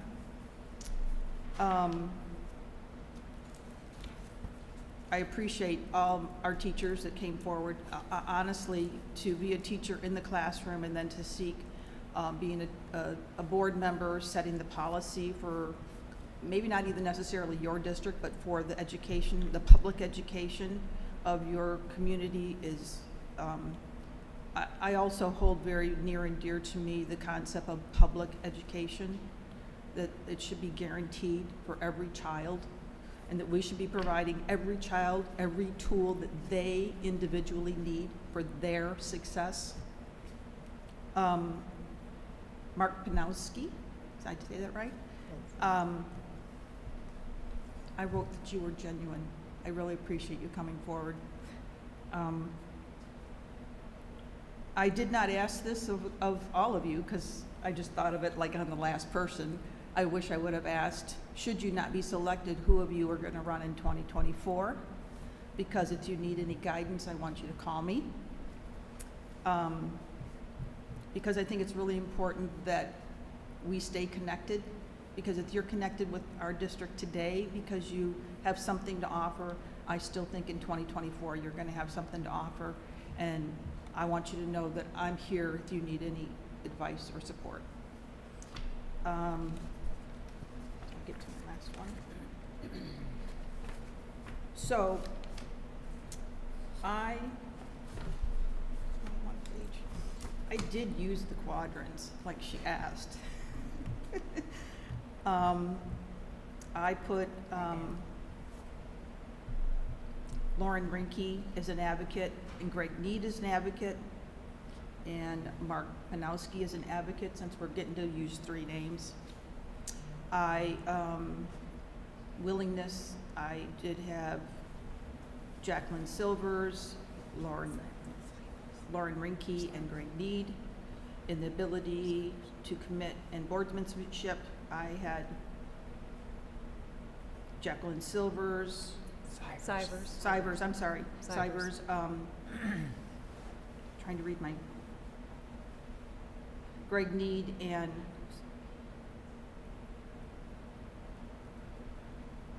Mark Panowski.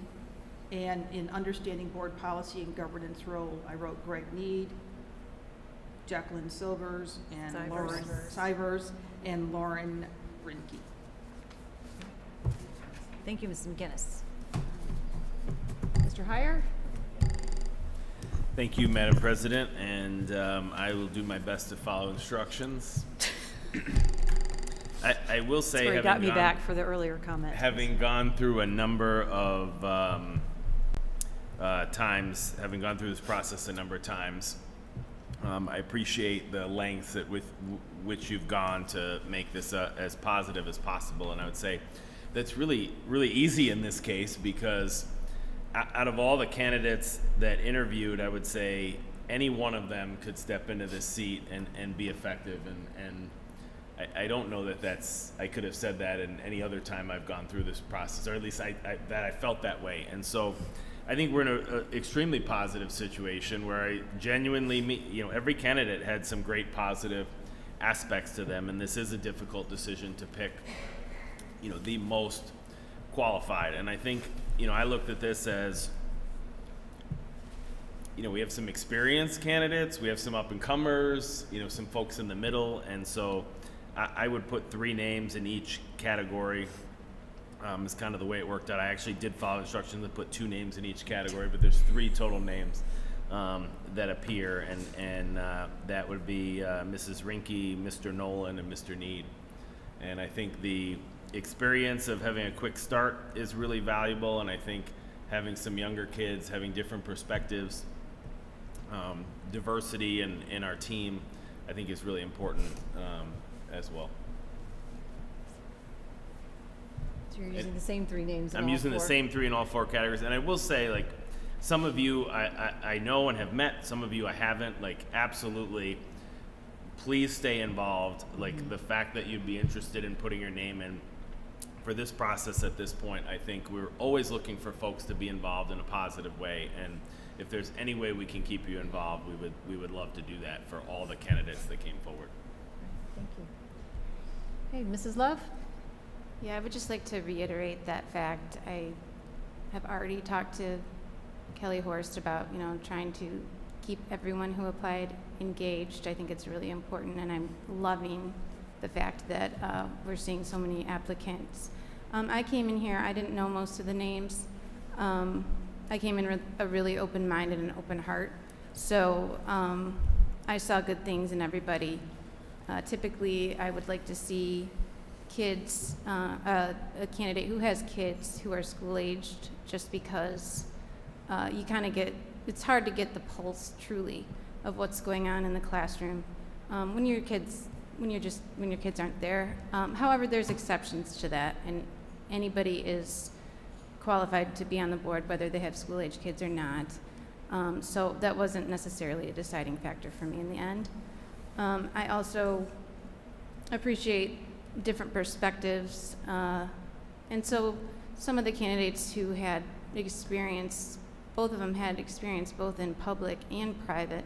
I didn't see that as a negative. I think it's actually a strong point, and I did definitely like the different perspective of the STEM program. I appreciated that. So that being said, I will just go along and give my names, 3 now. So Advocacy for Clarkston, Tanya Cunningham, Stacy Joyner, and Greg Dean. Ability and Commitment to Participate Fully, Hannah Zetter Parker, Mark Pesnowski,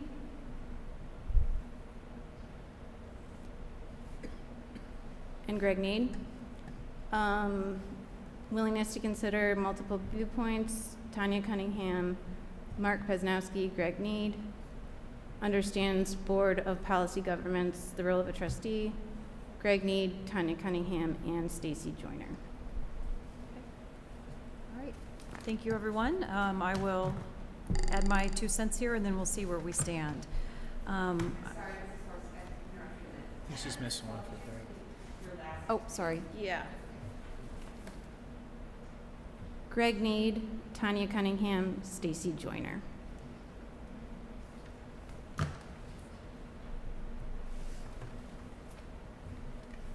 She's the real boss down here. She's the one who keeps us on track. I'm just making sure. Are you good? Okay, thank you so much. So, to me, there was one sort of overall, it's not even a quality, it's just sort of one thing that I was looking for, and it's why we kind of came up with the rubric in the first place, so we would have a way to sort of quantify it. And it's something I've heard Dr. Ryan say many times when he has spoken about the board. We aren't experts in public education, but we all bring something to the table. And he says, you each have your own superpower. And that's always resonated with me, right? And so that's really what I was looking for tonight is what's your superpower? And it's why we asked you to send us a letter, and articulate that in a way, even though you didn't know that's what we were asking you to do. And it's what we wanted to hear from you tonight. And so that's what I was listening for in those categories, because to me, that's kind of what makes up the superpower of a board member, were those 4 big categories.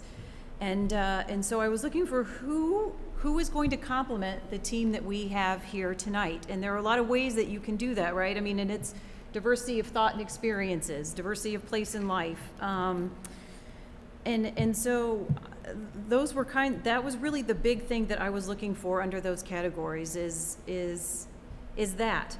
Then there's the idea of this very odd moment of time. It's March, it's an off-election year, it's 4 or 5 months after an election. This is not ideally when we're seating a new board member. We're still onboarding a new board member who has committed a great deal of time to, to learning about the role, which we all appreciate.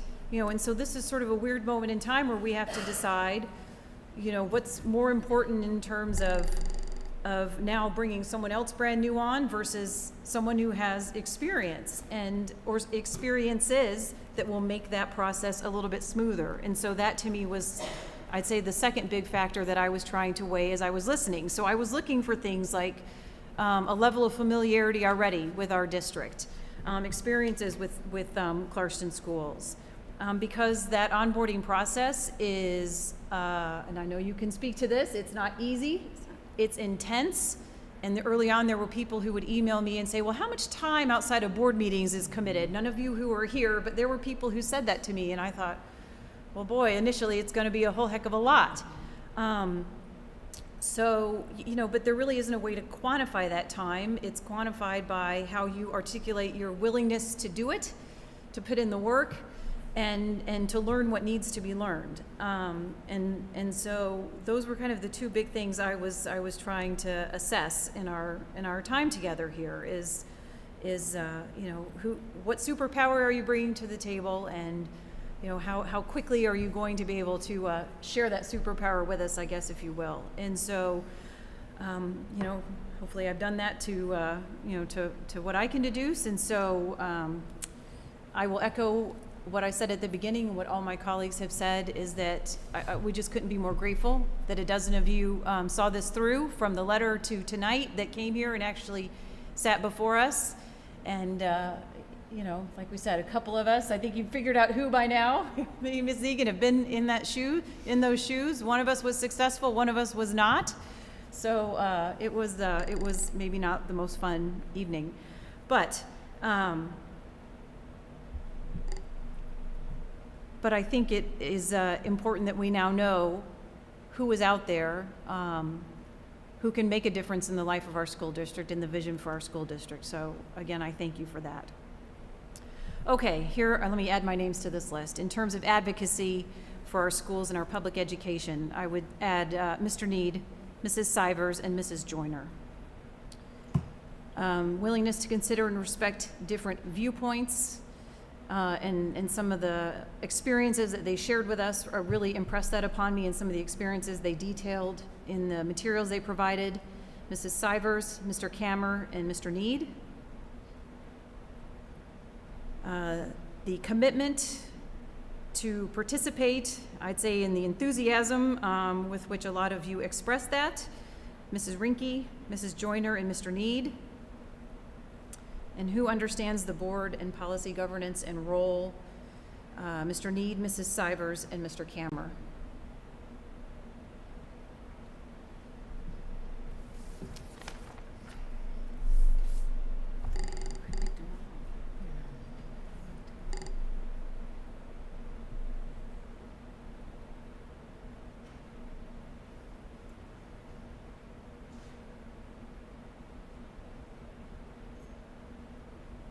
Okay. Thank you for the real time.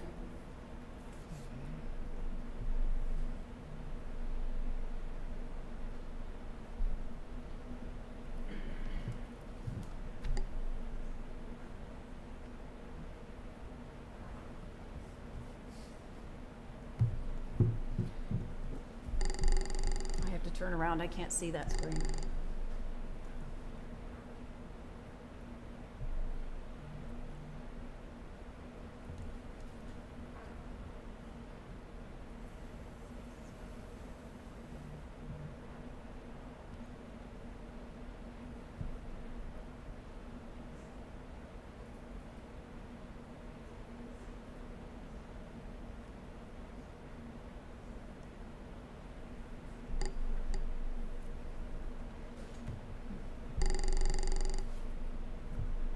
So trustees, it looks to me like we have, I'd say, 3 top candidates.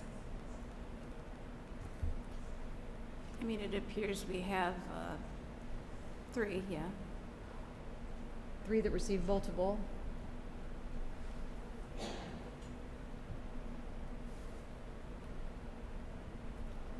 And so the question now for us is there more discussion warranted, or are we going to move on to our action item? We can't discuss any one individual here without a motion on the table.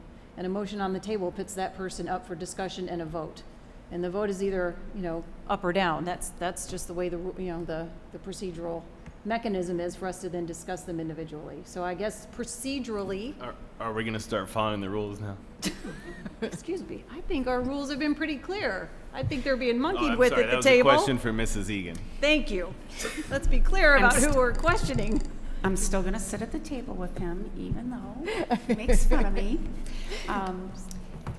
So I just thought that when we were supposed to do this, when we picked our 2 names, that, if they're the top in all my categories, I can just put them in the categories, right? So that's what I did. So I didn't really break the process. No. All right. I am willing to make a motion, and I move that the Board of Education appoints Mr. Greg Need. Is everybody good down here? Okay. Support. Okay. Questions or discussion? The motion on the table is to appoint Greg Need. I'd just like to say that even though so many of the candidates, all of the candidates were amazing, I don't think we could find somebody more uniquely qualified to fill this vacancy. He's shown everything that any of us were looking for in his last 7.5 years. So it doesn't say anything negative about anyone else who is here tonight. It's just a very unique qualification that he has.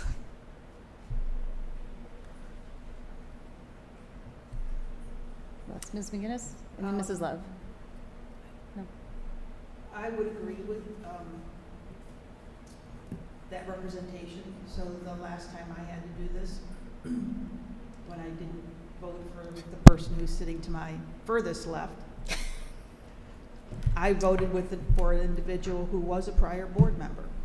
And I voted for that person because we're in the middle of the game.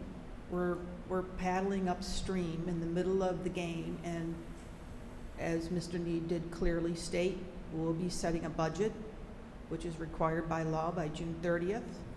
We'll be setting goals, and it's very hard for a person who has no background to that to feel you're just not nodding your head and going with the other 6 people, that you feel that you're really part of it. And while Ms. Love has done a fantastic job so far, I would think that she can tell you that it's been a lot of reading and a lot of material to get where she's at. And I can tell she's done her homework, because you can see it in how she presents herself at the table and how the questions she asks. So it's obvious she's done her homework. It's obvious when a person is up here who hasn't done their homework. And I don't mean to say that any person who has applied for this position would not have come up here to do their homework. To have the 7.5 years of experience behind you really is a benefit that, of course, nobody else has here. So I'm going to stay consistent with the premise of what I did, 10, 12 years ago now, and support a prior board member for the filling of an open seat. I think I'm in kind of a unique situation here,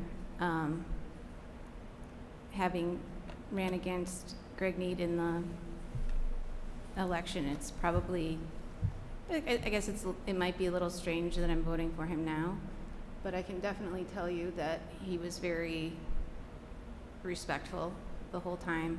I can tell that he cares. The fact that he lost and he's here today, like I said to him, that's impressive.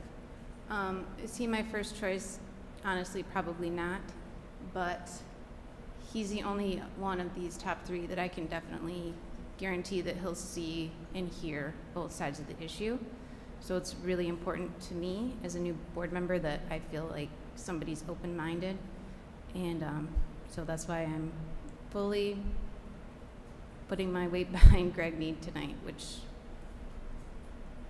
I'm just happy that we all kind of came on a reasonable conclusion, which, as we've discussed, might not be perfect for everybody, but this is something that we can all live with, so I'm happy about it. Any other comments? Okay, we have a motion on the table. Do I need a roll call vote for this? It doesn't say on the agenda. I didn't think so. Okay. All right. All in favor say aye. Aye. Any opposed? The motion carries. Well, Mr. Need, welcome back to the board. Thank you.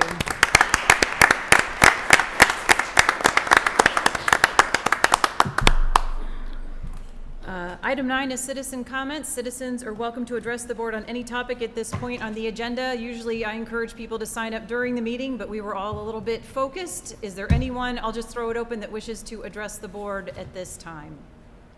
Normally I would not, but since we're breaking rules tonight. Do we undedicate the tree at this point? Mr. Heyer wants to know what we're doing with your tree that we announced. Well, we haven't planted anything yet. Oh, thank God. Item 10 is information items. We left out one very important information item, folks. Next week is Spring break. Thank you very much.